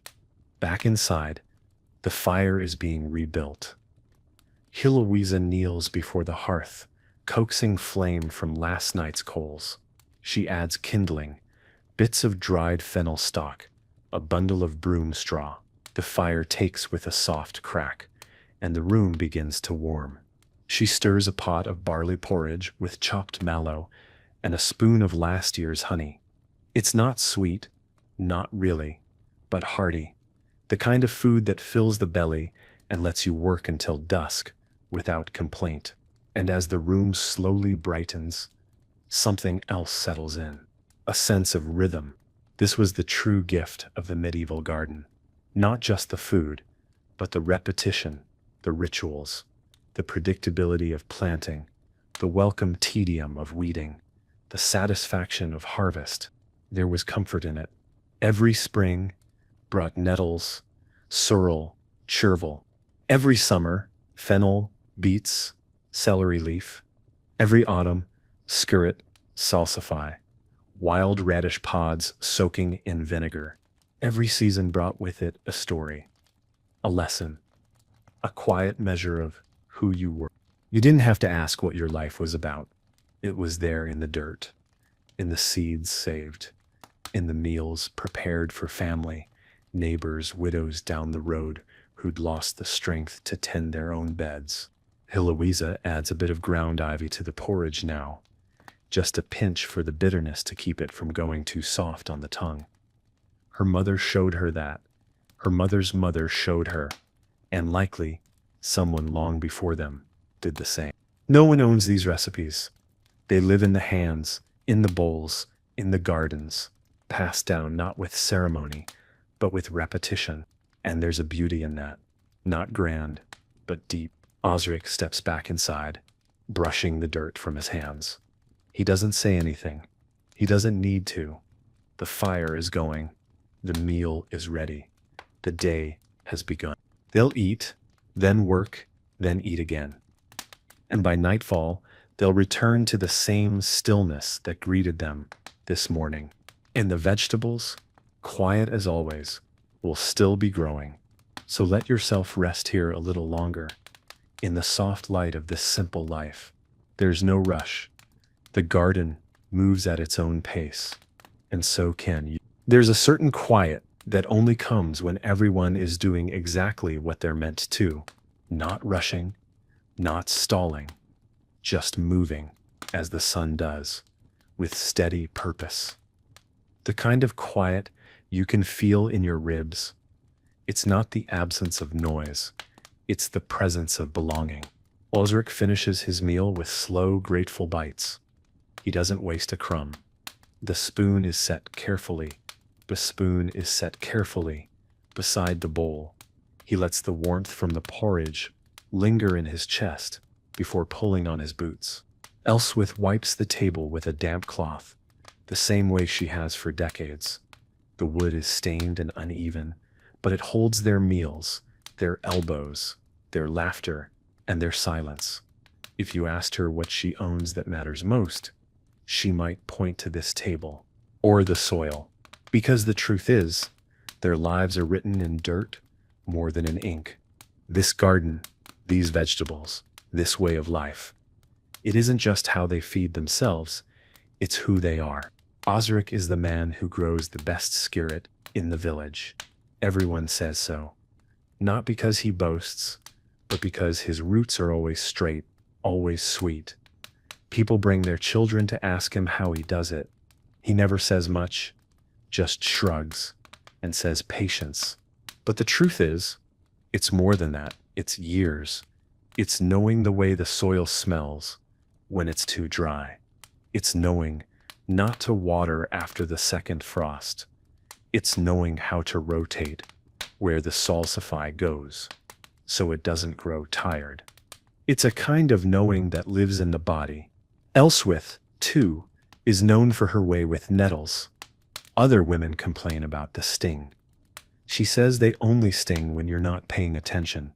She gathers them barehanded in early spring, folds them gently into her basket like linens, and turns them into soups and teas that warm the belly and cool the fever. When someone in the village is ill, they knock at her door.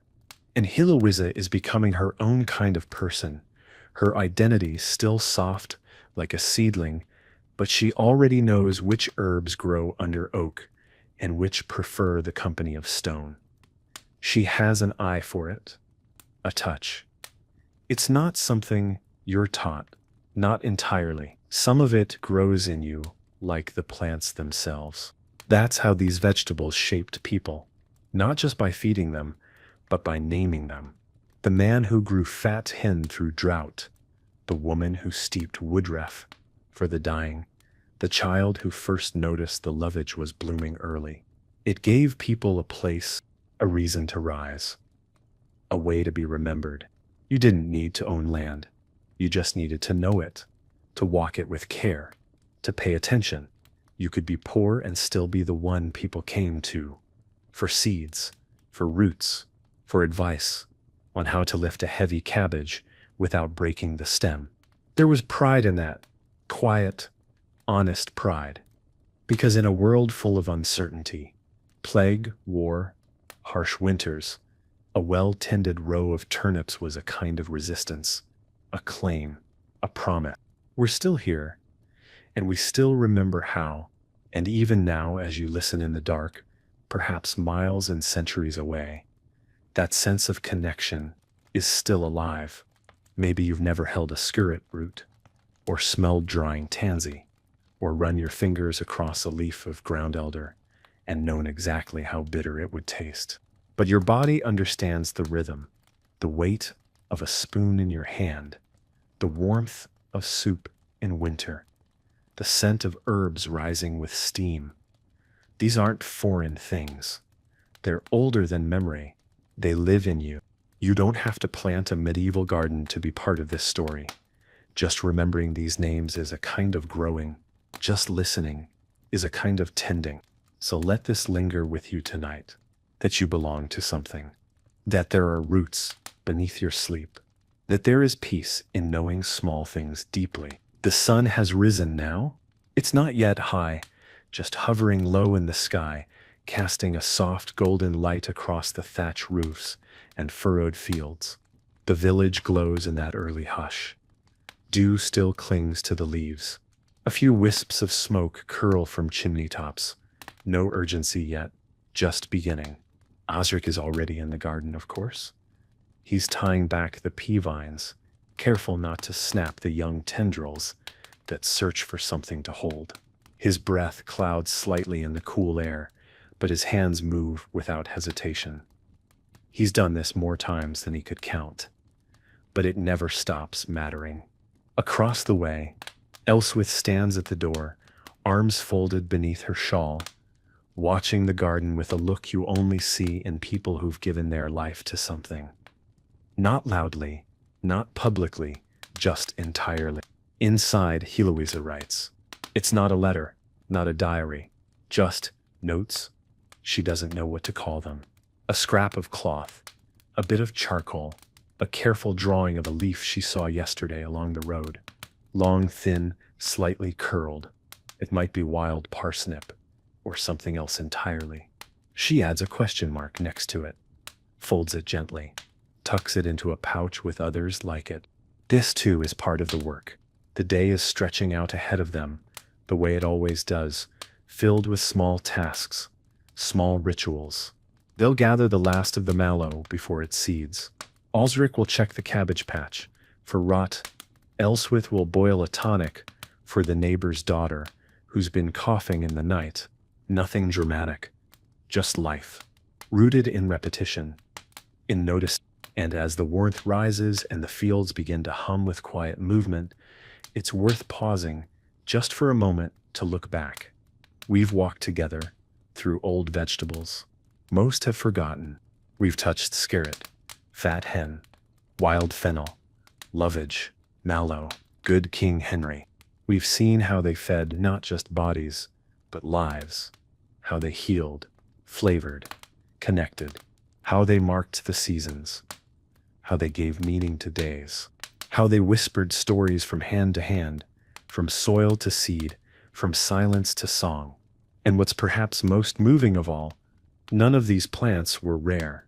They were common, ordinary. They grew in corners, in hedgerows, in between more important things. They didn't demand attention, but they offered everything. And in doing so, They shaped the people who tended them. You might be lying still now, your eyes closed, your thoughts drifting not just through history, but through your own quiet memories. Maybe a kitchen, a garden, a hand stirring soup, a plant you once pulled from a crack in the pavement and didn't know the name of. That's the thread. That's the connection that time cannot break. And it's here, right now, not in the past, but in you, in your breath, in your stillness, in the way your heart slows when hearing these names, in the way your mind lingers on the shape of a cabbage leaf in the morning sun. This moment is a garden too. And here, halfway through our journey, you've already begun planting something of your own. Something rooted, something gentle, something enduring. By mid-morning, the village has fully woken. The air hums with soft movement. Doors opening, buckets being filled, low conversations drifting between yards. There's no hurry here, just a slow, steady unfolding of the day. The kind of pace where everything gets done, eventually, and no one forgets to look at the sky. In the garden, Heloisa is kneeling beside the beet patch, pulling back the leaves to check the roots beneath. They're coming along nicely, smooth, dense, firm to the touch. Not quite ready for harvest, but close. She presses a thumb gently into the soil beside one, nods to herself, and moves on. Elswith is behind the cottage, standing over a small wooden table, preparing a bundle. She's tying together sprigs of wormwood, yarrow, and a few flowering heads of tansy. Not for cooking, this is an old tradition, one she learned from her mother, and her mother before that. She calls it a house charm. It's meant to hang near the door, to keep illness and ill-tempered spirits away. Whether it works or not, well, who can say? But the herbs smell strong, clean, and there's something soothing about the act itself. The tying, the bundling, the hanging with a small loop of twine. In these times, medicine was not just in the body, it was in the gestures. A broth, left quietly on a neighbor's step. A handful of sweet Sicily, shared for a child's cough. A small clay pot of pickled purslane, offered with no need for repayment. People lived close to hardship, and because of that, they lived close to each other. Vegetables weren't always grown just for one's own table. Sometimes they were grown for giving. Osric remembers a year, long ago now, when the rains came late and stayed too long. Most gardens were drowned, but his plot somehow held. He had turnips enough to spare, not many, but enough. He didn't say anything about it, didn't call it charity. He just left bundles on doorsteps, tied with straw. No one mentioned it. But the next spring, someone slipped a pouch of fennel seed into his hand at market. Another offered him the strongest string beans she'd saved. It wasn't repayment, it was memory. This is how communities were stitched together, root by root, leaf by leaf. Even now, as Heloisa walks through the village paths, she sees the evidence. A patch of fat hen growing outside the cooper's yard, planted, not wild. He must have remembered her saying how much her mother liked it in soup. A bunch of wild garlic drying on a neighbor's windowsill, gifted, no doubt, from the boy whose sprained ankle Elswith had wrapped just last week. The land remembers what people do with it, and sometimes it gives back. Heloisa adds a few more notes to her cloth-bound bundle. Observations about how quickly the mallow flowered this year, how the wood sorrel curled earlier than usual in the heat. She's not sure why she's keeping track. Not yet. But she feels in her bones that one day it will matter. Maybe not to her, but to someone, because these vegetables aren't just vegetables. They're evidence that someone lived here, worked here, noticed things, grew what could be grown, even when the weather turned strange, or the roof leaked, or the aches in the joints came early and stayed late. They are the quiet records of life lived, carefully. And you, listening here, still and steady, are part of that care now. These stories, these names, these herbs, they've reached you, and that means they're not forgotten. Not really. Because every time we speak of them, remember them, imagine them in our hands, they grow again. The afternoon is beginning to stretch its limbs. There's a certain stillness in this part of the day. Not the sleepiness of evening, nor the rush of morning, but something softer, like the air itself is pausing, letting the light fall more gently, letting the dust hang longer before it settles. Elswith is sorting through a small wooden chest beneath the work table. Inside are cloth bundles of dried herbs, folded paper packets of seeds, bits of twine, a carved spoon worn thin from years of stirring. She's looking for angelica root, a remnant from the spring harvest, not for eating today, but for a tincture she's preparing. 1 part root, 1 part vinegar, left to steep by the fire. It's said to guard against cough and chill. But more than that, it smells of the first warm days, and she finds comfort in that. Across the yard, Osric is trimming back the broad beans. Their season is nearly done. The pods are thick and heavy, bending the stalks with their weight. He gathers them one by one, dropping them into a basket lined with wool. They'll be dried for winter use, stored in earthenware jars, sealed with wax and hope. This part of the year is full of transition, nothing dramatic, just the quiet giving way of one phase to the next. The lettuces are bolting, their leaves turning bitter. The sorrel has flowered. The chard stands tall but tired, and the peas, once bright and sweet, have begun to dry on the vine. This is not failure. This is what plants do, and people too. They grow, they peak, they fade, they seed, and then, when the time is right, they begin again. That's one of the oldest lessons of the garden. Nothing is wasted, not even time. The waiting matters as much as the harvest, the weeding as much as the reaping. The season when nothing sprouts, just as meaningful as the season when everything does. You learn that quickly when you live by the land. You learn to wait for the right kind of cold to sweeten the parsnips. You learn to watch the sky before planting turnips. You learn not to rush the spirit, no matter how eager your hunger feels. And over time, you realize you are not in control. Not really. You are in relationship with weather, with soil, with luck, with time. Heloisa is learning this now. She once tried to force a bed of wild carrot in early spring. Despite her mother's warning, the shoots came up quickly, all promise and energy, and then collapsed under the frost. She was angry at first, angry with the soil, the sky, even herself. But Elswith had just nodded and said, "Next time, wait." And so she did. This year she planted later. The greens are smaller, but they're still here. And now, as she runs her fingers through the soft fronds, she understands patience doesn't just mean delaying, it means trusting.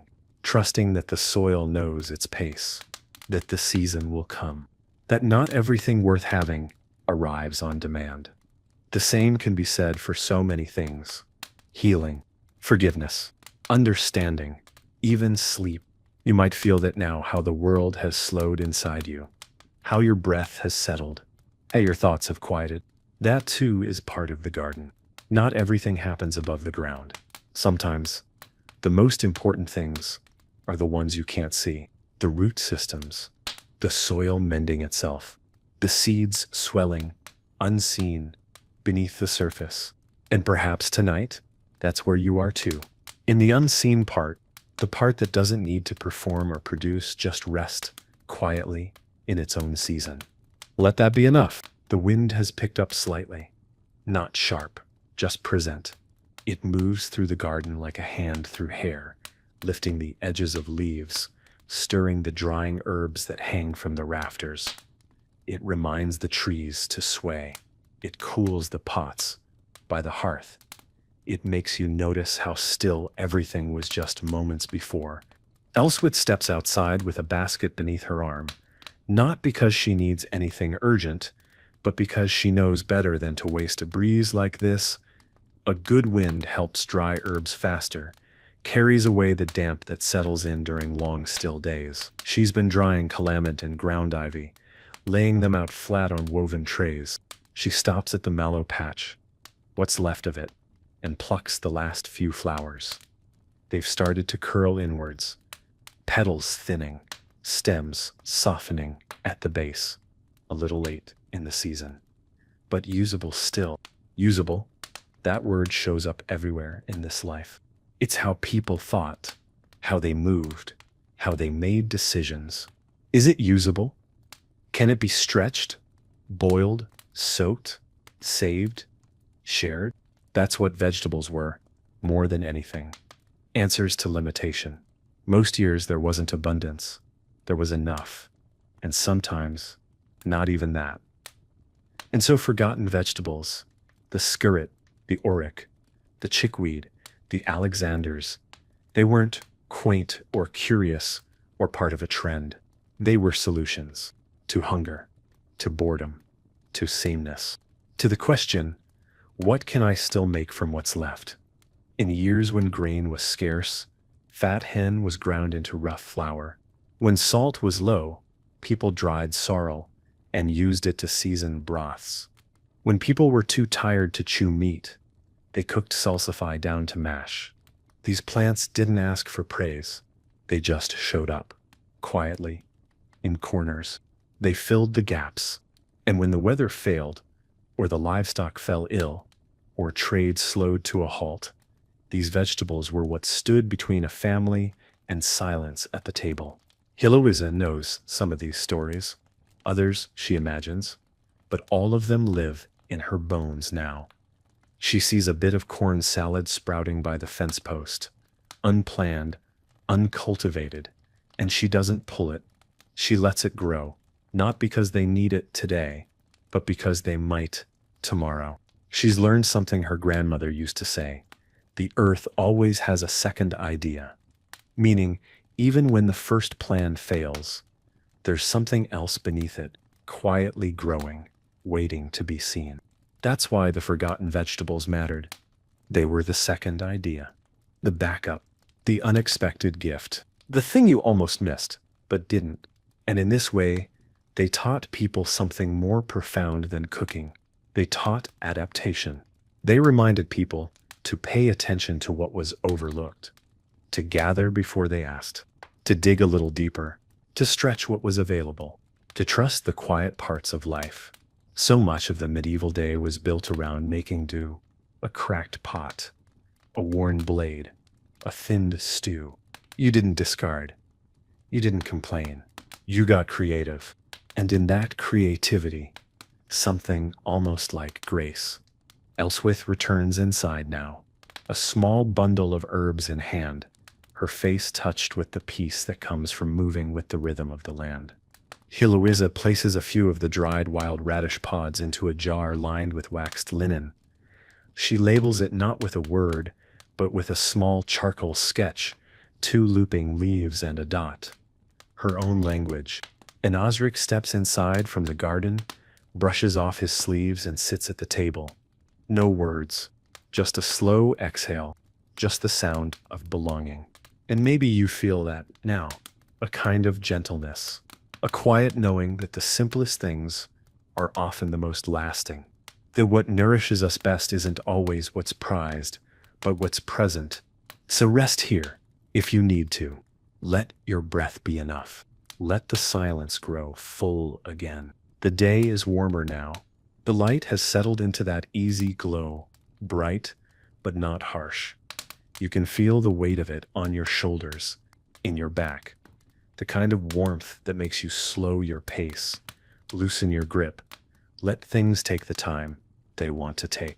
Osric is sharpening the edge of a hoe, not because it's dull yet, but because he believes in readiness. He likes tools to be ready before they're needed. It's a habit he picked up from his grandfather, who used to say, Blades should rest sharp, like a man after a good day's work. Elswith is kneeling near the patch of good King Henry, her fingers brushing the soil, checking for any early signs of yellowing in the leaves. It's holding up well this season. The greens are rich and full. She pinches a few tender ones to cook with later. Nothing more. The rest she leaves. This plant grows better when it's not picked too hard, too fast, like people. Heloisa is sitting on the edge of the stoop, barefoot, sorting through a small pile of seeds. Some are hers, some gifted, some traded. Each one carries more than food. It carries a story, a choice, a hope. She lays them out on cloth, skirret crowns, parsnip seed, the black pebble-like pods of Alexander's. She doesn't know yet when she'll plant each one. Some she might save for another year, some she may give away. She just wants to see them. To be reminded, because saving seeds is an act of quiet faith. You don't just save them for yourself.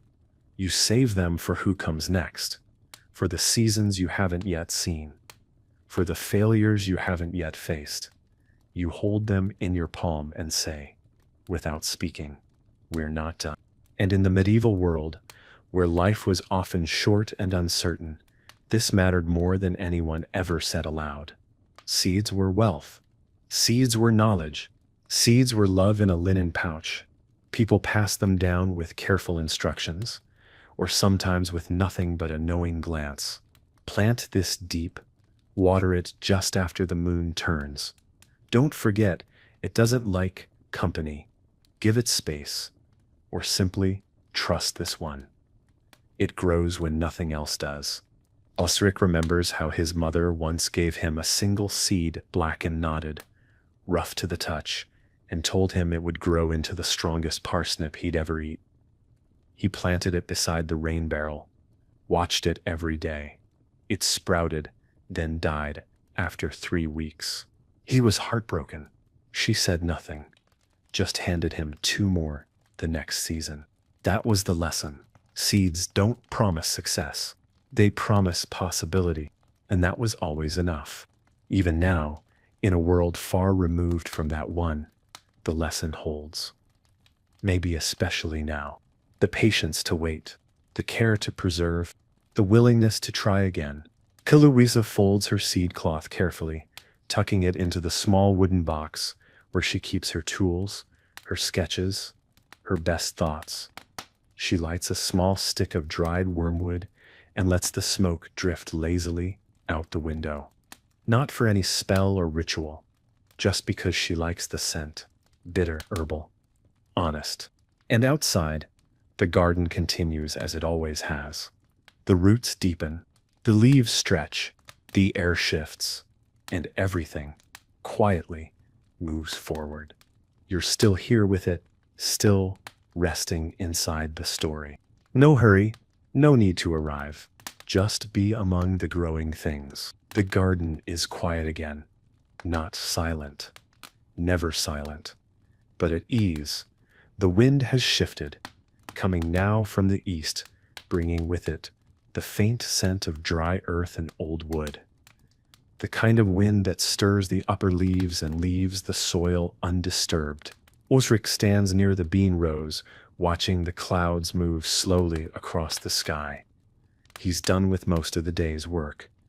There's still more to do, of course, there always is, but for now he's content to pause. His hands rest on the top of the spade, earth still caked in the creases of his fingers. He lets the sun find his shoulders. Heloisa moves between the beds, brushing her fingers lightly over the young plants. She's checking for pests, but mostly she's just saying hello. That's what it feels like to her, like greeting. The beetroot are firm, the skirret sturdy. A few of the carrot tops are starting to twist, and she makes a mental note to pull them early before the flavor gets muddy. At the edge of the plot, a few weeds are pushing up between stones, and she leaves them. Not all weeds are enemies. Some are teachers. Some are medicine. Some are just part of the picture. Elswith is preparing broth inside the cottage. Simple, as always. A base of leek tops and dried nettles, softened in water, a bit of crushed barley stirred in, and a small handful of purslane. She picked earlier. There's no meat today, but there doesn't need to be. The flavor comes from time, from the layers of careful tending that went into every stem, every leaf. She adds a pinch of salt from the small jar she keeps hidden from view, not because she's secretive, but because she knows how quickly it disappears if you're not careful. And through it all, the rhythm holds. The cycle, the subtle turning of season into season. Nothing in the garden hurries. Nothing demands.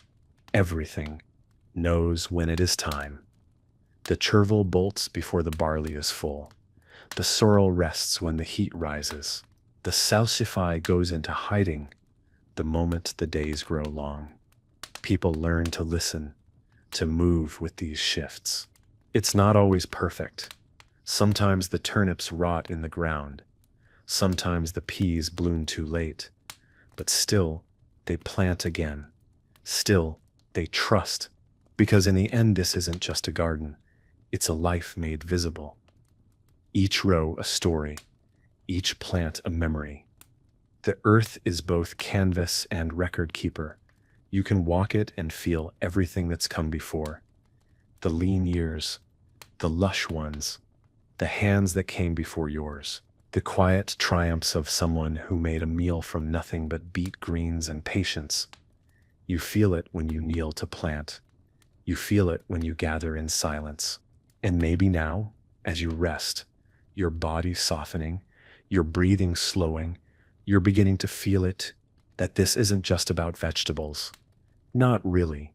It's about care, about the beauty in repetition, about giving time to something that won't thank you but will nourish you, about the kind of work that leaves no applause but feeds someone just the same. You don't have to be in a medieval field to understand this.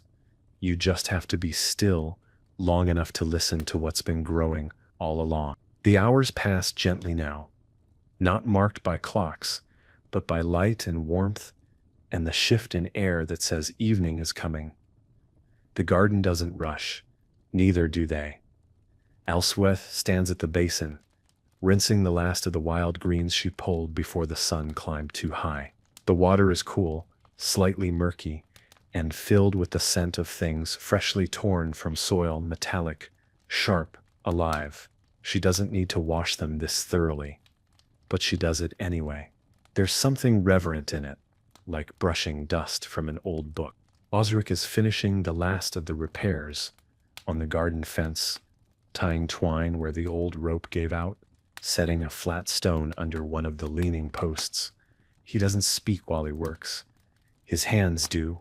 Each knot, each placement is a sentence. This part of the fence matters. It's not just a boundary. It's an agreement with the land. You protect what you tend, not because it's yours, but because it's needed. Heloisa has taken to watching the light in the afternoon. She notes how it changes the way the leaves look, how some vegetables glow under it, especially the chard and the fennel. She doesn't say much about it, but she sketches quietly, trying to remember the way colors bend. She tucks a few beet leaves into a basket for pigment, murmuring the idea of ink. Not for a letter, just to try. Sometimes creativity is just another way to listen to what the land is offering. They'll eat soon. A simple meal. Warm barley with herbs. A few turnip greens fried in fat, and flatbread made with leftover wild flour and dried caraway seed. It's not grand, but it's deeply satisfying. It tastes of effort, of care, of seasons, of things that grew when they weren't expected to. They eat in silence, mostly. Not because there's nothing to say, but because they've already said it with their hands, their tending, their patience. Later, Osric will walk the garden one last time, before dark. It's a habit, not a task. He checks nothing in particular, touches the soil, pulls one weed he missed earlier.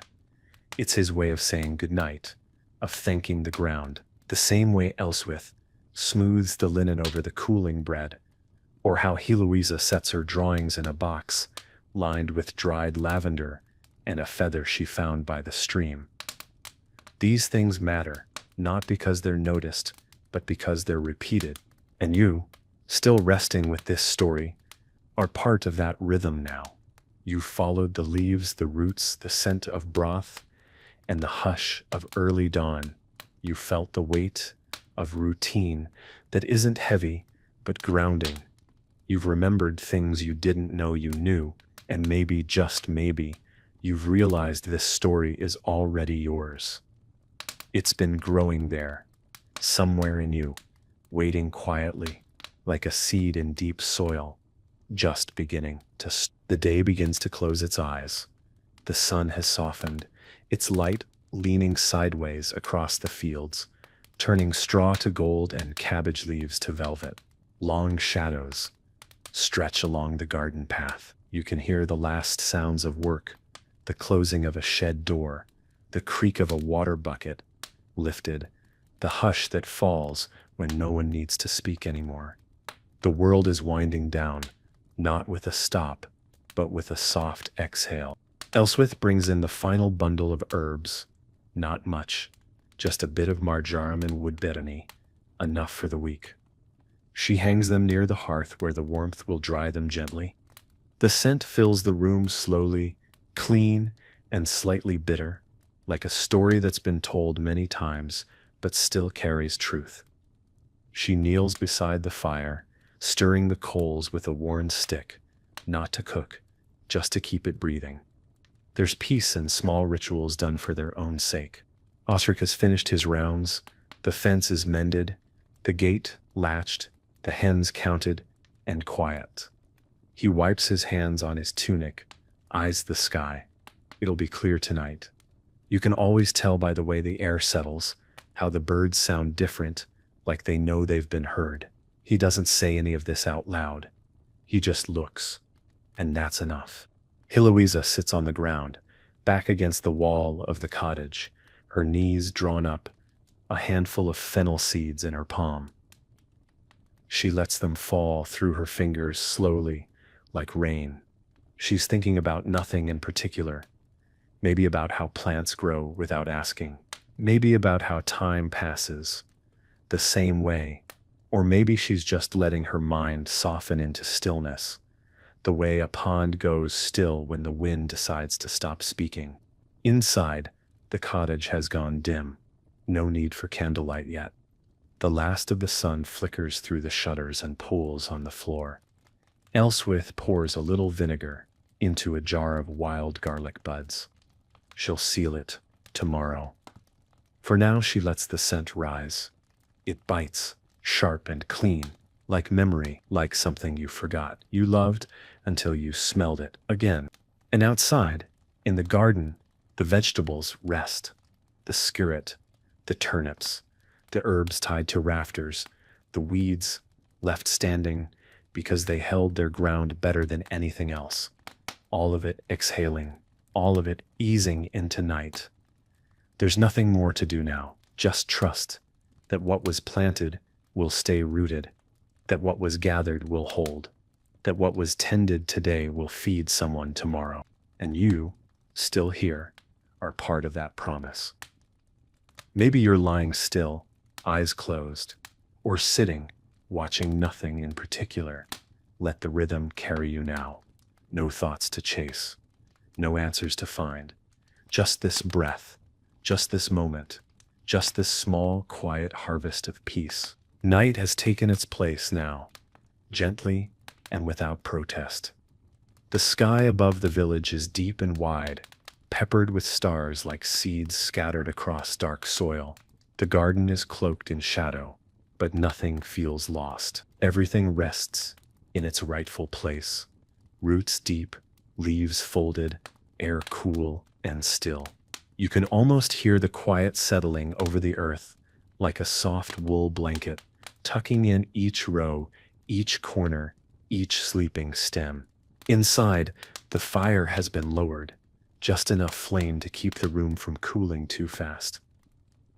Elswith finishes wiping down the table, running her cloth in slow, practiced circles. She doesn't rush. This moment is as much a part of the day as planting or harvesting, cleaning, folding, closing the space. It signals to the home that the day is done, that it can rest too. Osric sits with his back to the wall, legs stretched out, his head slightly tilted toward the ceiling. He's not asleep. Not quite. Just unwound. His breath is slow, even. His hands are still rough from the day's work, but resting now, open. There's no more to carry tonight. Eloisa has lit a small beeswax candle. The flame flickers gently as she flips through her folded sketches, crude drawings of herbs, leaves, seeds, a few notes scrawled beneath them. She doesn't read them, just touches them. The way one touches old fabric or smooth stones from a riverbed, there's a kind of prayer in it. A prayer that doesn't need words. Outside, the garden holds its own silence. The scent of soil is stronger now. Cooler, root heavy.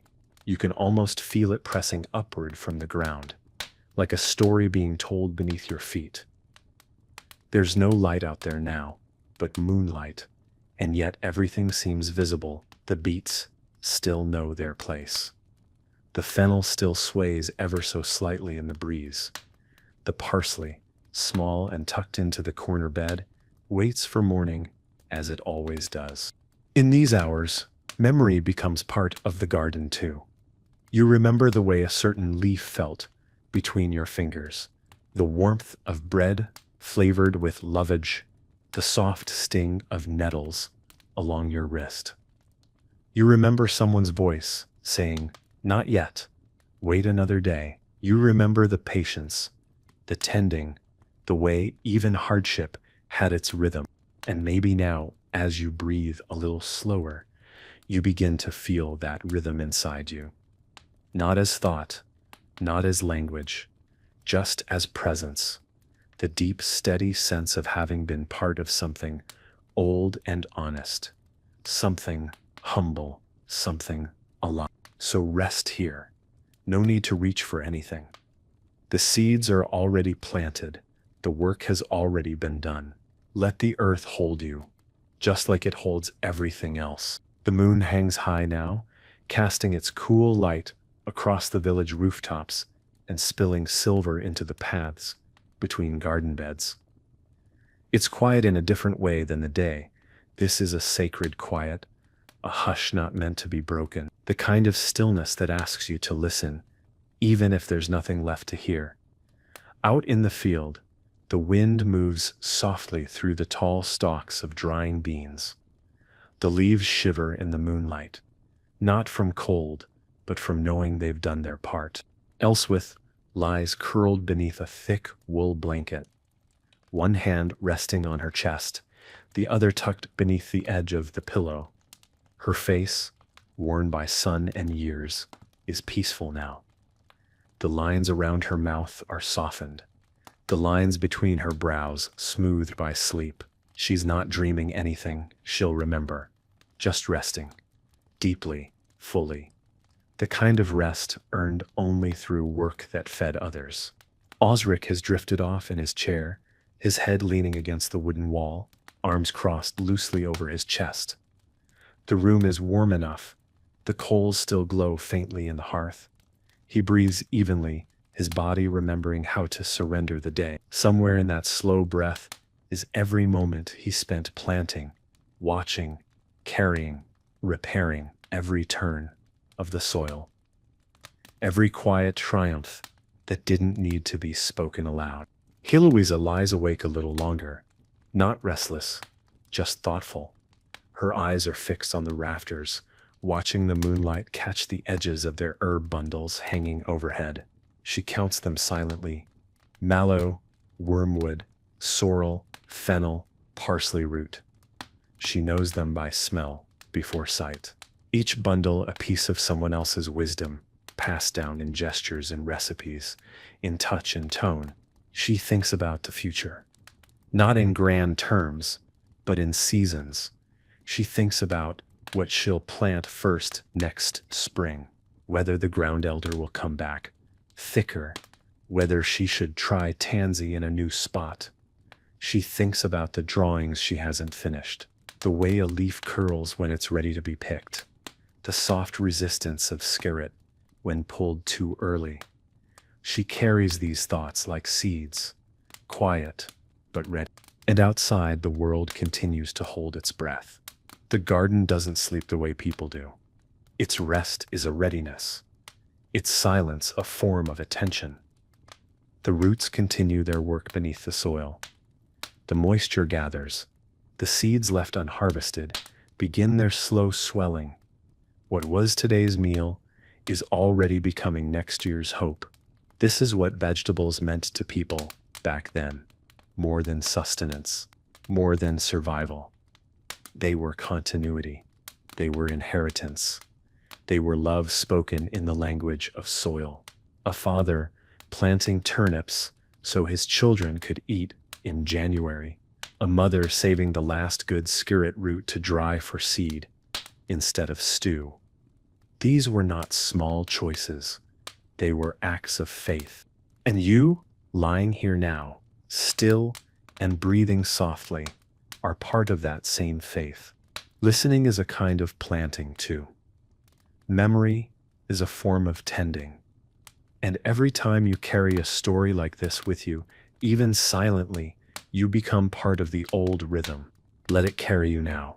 Let your body feel the weight of nothing needing to be done. Let your breath be the only task left. The fire has gone quiet now. No more glow, only warmth held in stone and ash. The room is dark, but not unkind. A soft, enveloping dark, the sort that makes the edges of everything disappear so your thoughts can move more freely. You can still hear the wind through the trees, gentle and slow, like it's passing over something it remembers. The house creaks from time to time. Not from age, but from the settling of a place that knows it's done its job for the day. Elswith stirs slightly in her sleep, murmuring something too soft to understand, and then goes still again. A name, perhaps, or a recipe, or maybe nothing at all. The line between memory and dream is thin in these hours. Osric hasn't moved, but his breath is steady. The weight of rest has settled into his bones. And Heloisa is finally asleep too, curled beneath her blanket, with one hand tucked beneath her cheek and a dried fennel stalk still clutched lightly in the other. The moonlight moves across the floor in slow silver strides. It touches the edge of the table, the handle of the spade resting near the door, the rim of the wooden bowl that held supper hours ago. Nothing shines brightly. Everything glows just enough. Even the bundles of herbs above the hearth seem to bow slightly in the stillness, as if acknowledging the quiet that lives in this hour. Outside, the vegetables rest beneath layers of earth and dew. Some will not wake again until spring. Others will keep going, slowly, through the frost. They are not worried. They do not rush. Their work is long and quiet, invisible for months at a time.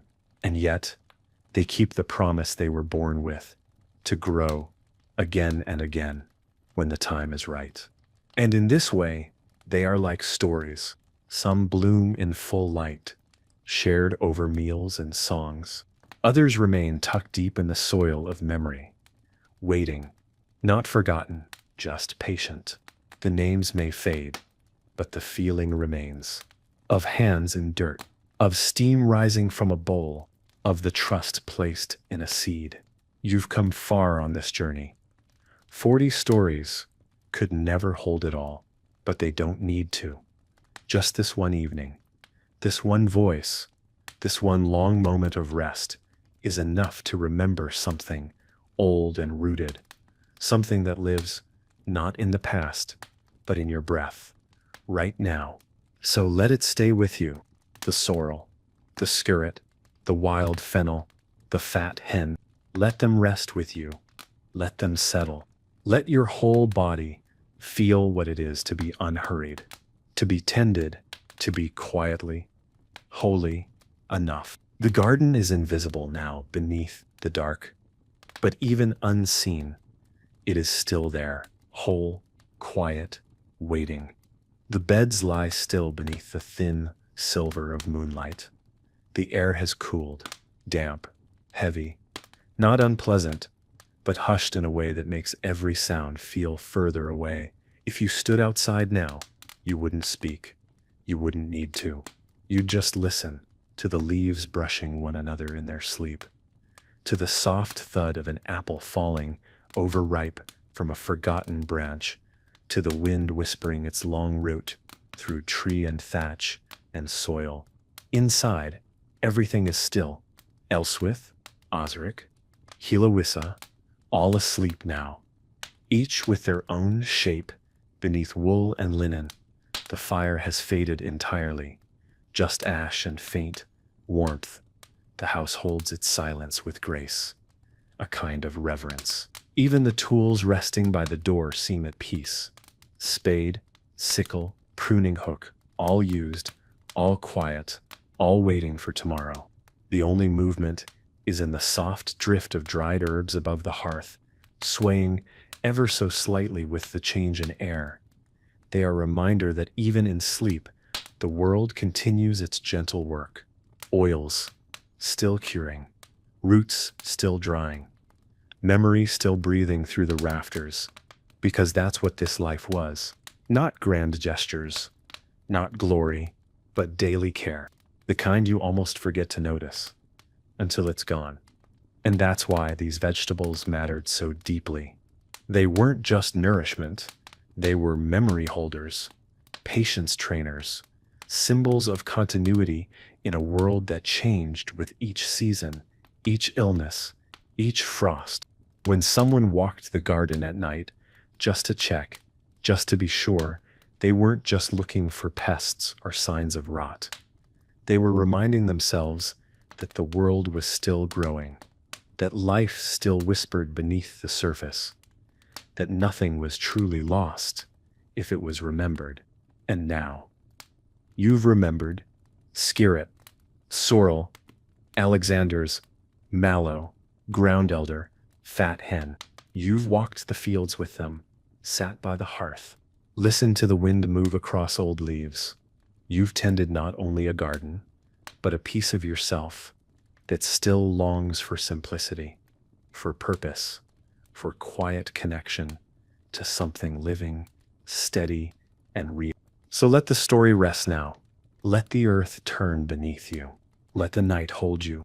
Let everything be exactly as it is, unfinished, imperfect, beautiful in its stillness. The village sleeps, but the story doesn't end.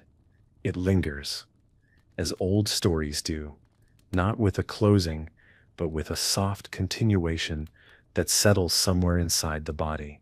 The kind of tale that asks nothing more of you than your presence, no response, no conclusion, just your quiet company as it unfolds in its own time. The garden, even in the dark, holds space for it.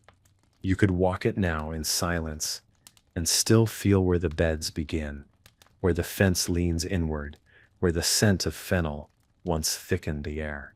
Elswith once said, on a rare evening, when the fire was high and the stew had come out better than expected, that vegetables don't just feed the body, they teach the soul how to stay, how to commit to something, how to return to it, how to live inside rhythm instead of against it. She'd smiled softly afterward, a little embarrassed by her own words, but no one questioned them. They were true in the way only lived things can be true. Heloisa, if she ever tells stories of her childhood, one day might not speak of anything grand. She might mention a day she spent peeling wild carrots, or how her mother showed her how to taste chervil and know if the plant had turned bitter, or how she sat in a field with a basket of weeds once and realized halfway through that none of them were weeds at all. Because that's how knowing works. Slowly, quietly. Again, and again. You don't learn a garden in a season. You learn it by staying, watching, listening, failing, trying again, letting it speak before you do. And that too is what you've done here. You've listened to the soft lives of forgotten vegetables, to the way they shaped not just meals, but mornings, not just health, but home. You followed their names through silence and steam, through open fields and closed rooms, through soil and story. You've remembered things you were never told, and that kind of memory lives longer than anything written down. So let the stillness stay with you now. Let the mallow bloom quietly in your thoughts. Let the skirret stretch its thin roots through your chest. Let the sorrel's sharpness linger faintly on your tongue. And rest. Rest knowing that these plants and the people who grew them and the rhythm they followed are not gone. They are simply waiting. In the soil, in the stories, in you. The world is entirely still now. Not a single cart creaks in the lane. Not a hoof. Not a voice. Not a single door. Even the chickens have long since gone quiet, huddled in their corners, breathing slow beneath straw and feather. The village has become a memory of itself, softened by darkness, smoothed by time. Only the moon remains watchful, casting pale light onto stone and soil, silvering the leaves of cabbage and chard, brushing over the low rows of herbs like a blessing unasked for, but still received. Inside the cottage, the fire is gone. Not even embers remain.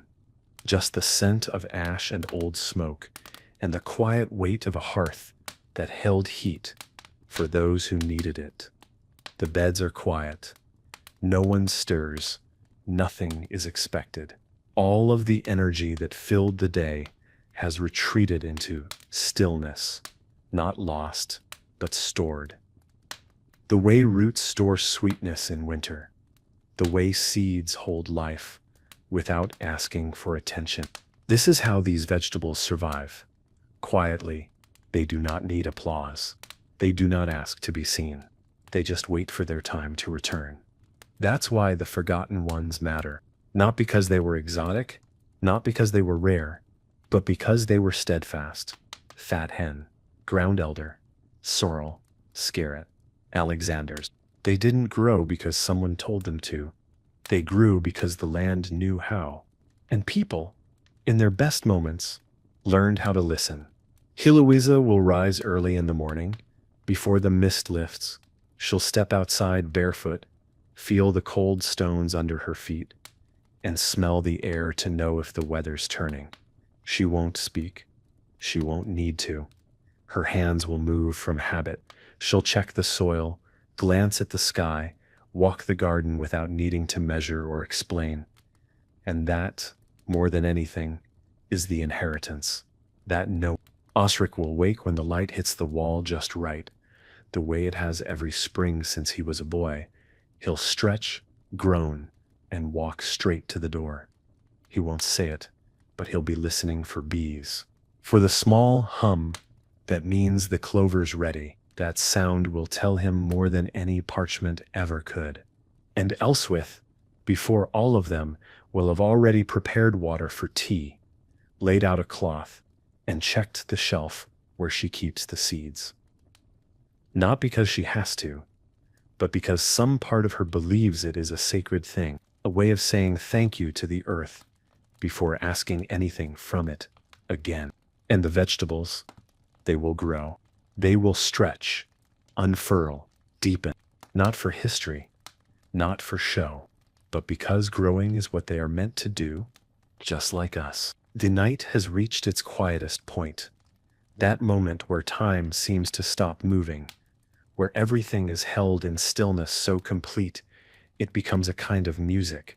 The garden doesn't move, the air doesn't stir, and yet, beneath the soil, things continue.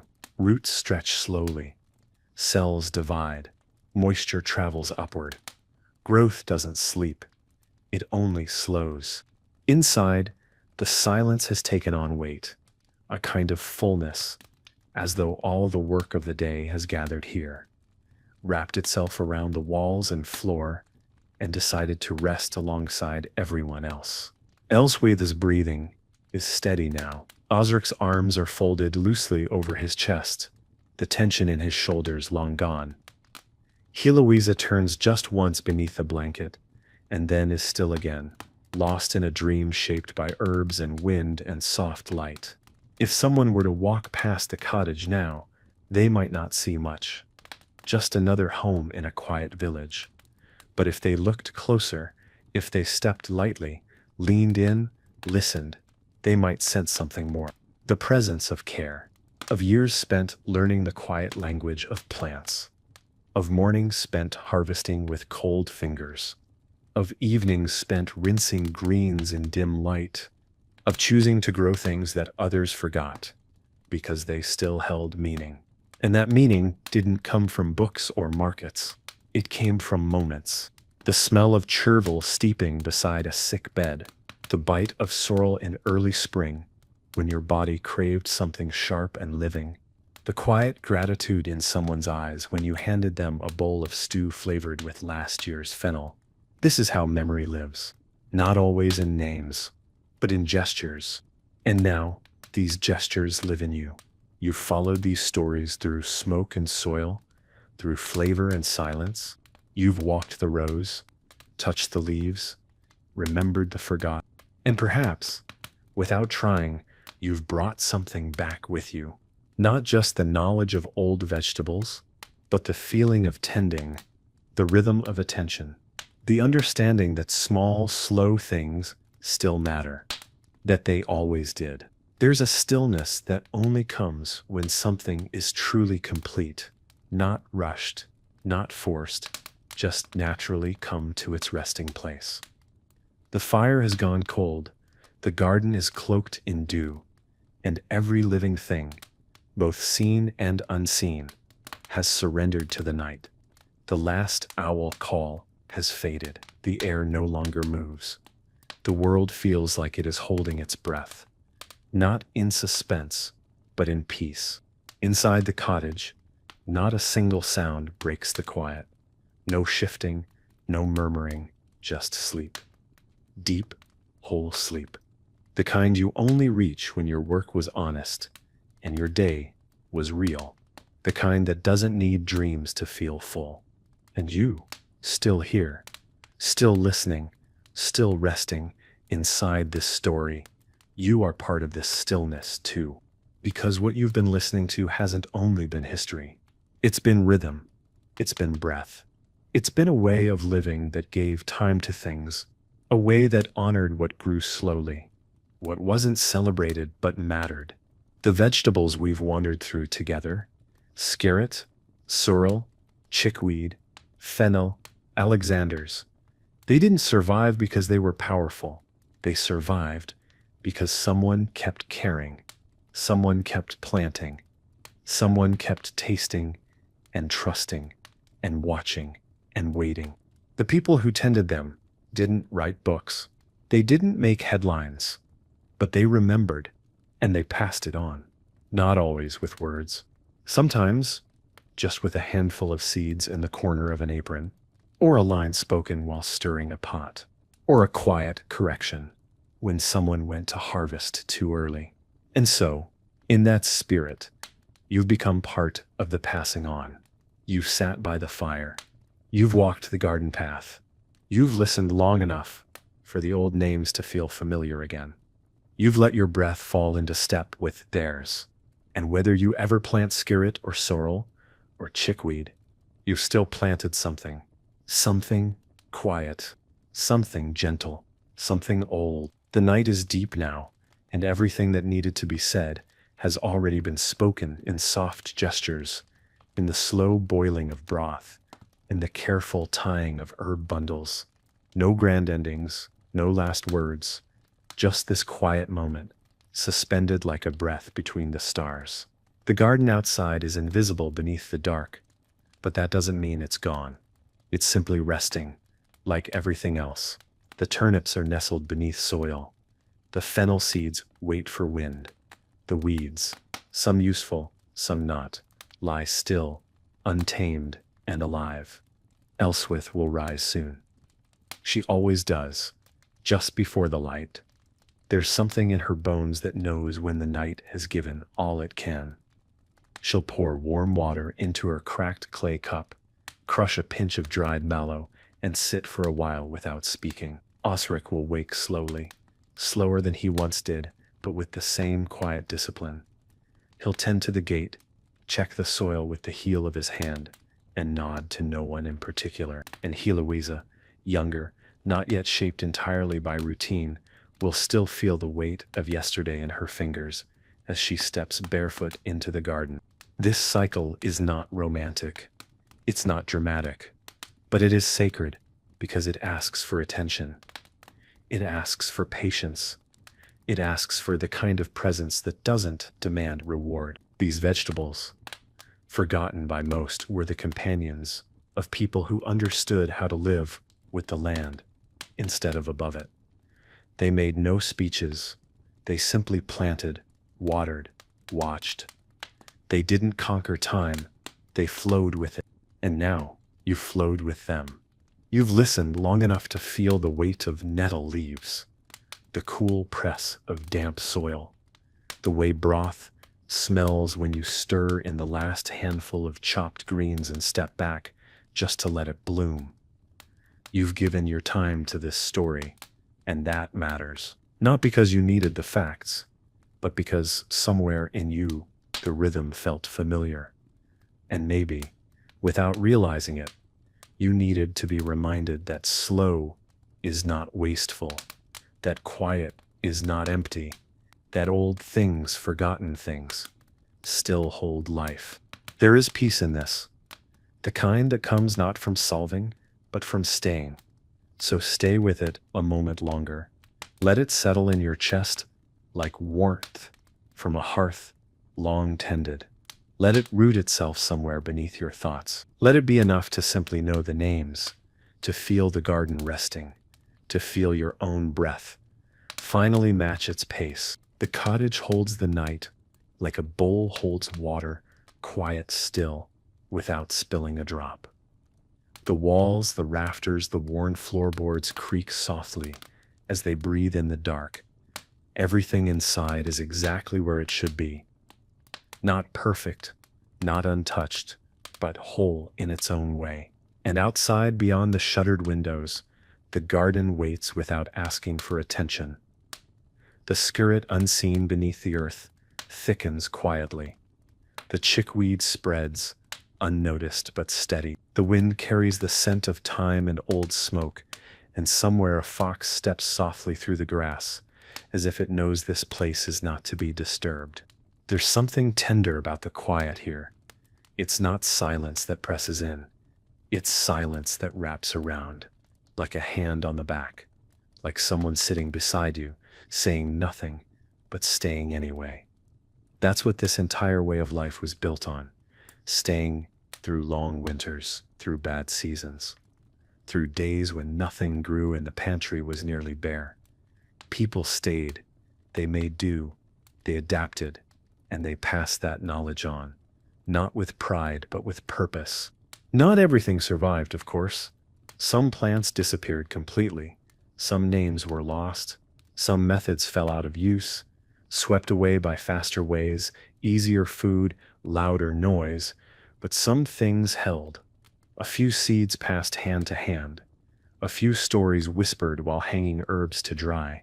A few memories tied with string and tucked into drawers, forgotten until someone like you stumbles across them and chooses to listen. That's what matters now. Not whether you plant sorrel or simmer parsnips, but whether you remember why it mattered, whether you understand what it meant to pull food from the ground with your own hands, to feed someone using nothing but a little broth and a little hope to choose. Even in hardship, to care, because care, in the end, is what this was all about. The care to notice, to wait, to trust, to offer what you had, even if it wasn't much. So maybe you'll carry that forward. Maybe you'll remember the names, or maybe just the feeling, the softness, the pace, the understanding that small things, especially small, quiet, living things, can outlast nearly anything if someone chooses to keep tending them. And maybe that someone, tonight, is you. The night is almost ready to turn. There's a softness to the dark now, a loosening, as if even the stars are beginning to exhale. The garden is still quiet, but it's no longer asleep. It's listening. The kind of listening that comes before waking. Roots hold firm. Leaves lie still, but there's a hum beneath it all, like a breath being drawn slowly before the first light spills across the fields. This is the hour when everything prepares, without rushing, when the world remembers how to begin again. Inside, the cottage holds its breath with the same quiet reverence. Elswith, Osric, and Heloisa remain wrapped in sleep. There is nothing to do yet. The tools rest, the herbs hang heavy with scent. The bowls are clean, the seeds remain untouched, tucked safely in linen and jars and corners where time has no urgency. And in that quiet, a truth lingers. Nothing meaningful was missed. Nothing was wasted. Every small act of care, every stir of the pot, every weed left standing, carried weight. You've come far on this journey, not in distance, but in depth. You've walked among the forgotten. You've bent low to smell what others pass by. You've stood in the soft soil of a world that didn't demand your attention, but welcomed it all the same. You've let your breathing slow. You've let your mind drift from noise to quiet. You've chosen to listen long enough for something old to bloom again. And in doing so, you've taken part in something older than history. You've moved not through information, but through presence, through rhythm, through breath. Like the people who once grew these vegetables, not because they were fashionable, but because they were needed, not for abundance, but for enough. Let that word stay with you now. Enough, not perfect, not ideal, just enough. The broth was enough, the seed was enough, the sleep, the stillness, the silence you've held, enough. You've tended something, even if only in your mind. You've remembered that time doesn't need to be filled to be valuable. That tending, real tending, requires nothing but attention and care. And that some things are still worth knowing, even if they don't speak loudly. The sky is beginning to pale, just barely, a quiet suggestion along the horizon, a softening of the black into something blue-gray and full of promise. The stars are dimming now, one by one, fading, not with fanfare, but with grace. The garden remains hushed, blanketed in dew, but it senses the change. The beet leaves tremble slightly. The tops of the wild fennel lean toward the east. The soil cool beneath the foot, but alive, always alive. Inside, the last breaths of night are being drawn. Elswith shifts beneath her blanket. Osric rubs one eye and rests again. Heloisa stirs but does not rise. There is no rush. The day will come when it's ready. And until then, there is still time for silence, still time to hold the shape of everything that has come before. And for you too, the journey has neared its end, not sharply, not suddenly, but gently, like a garden path that winds slowly back to the place you began, only now with something more carried in your hands. You've walked through days and seasons and stories. You've felt the weight of soil and the lightness of steam rising from a bowl. You've tasted forgotten leaves in your imagination and felt your breath find the rhythm of people who lived long before you, but not so differently. They didn't leave behind monuments. They left seeds. They didn't shout. They stayed. And through staying, through growing, through offering what little they had, They told stories that only quiet ears could hear. And tonight, those ears were yours. You've given your attention to the slow, to the rooted, to the overlooked and the ordinary. You've remembered that nourishment doesn't always look like indulgence. Sometimes it looks like chickweed or broth or a shared silence between two people, too tired to speak but full of love all the same. Let yourself carry that now, not as a lesson, not as history, but as something living, a rhythm, a pace, a way of noticing that you can return to any time you need it. Even when the noise rises again, even when the days speed up, you'll know this place still exists, and more importantly, you'll know how to find it. The first light of dawn is here now, not bright, not yet warm, but unmistakable. It spills gently across the tops of the hedgerows, brushes the thatch, glimmers faintly on the rim of the water barrel. Outside the door, the garden wakes without sound. No fanfare, just present. The dew clings to the leaves. The shadows stretch and fade. And beneath it all, the roots continue their quiet, ceaseless work, as they always have. Inside, the room begins to shift. The air takes on a new texture, the kind that signals a new beginning.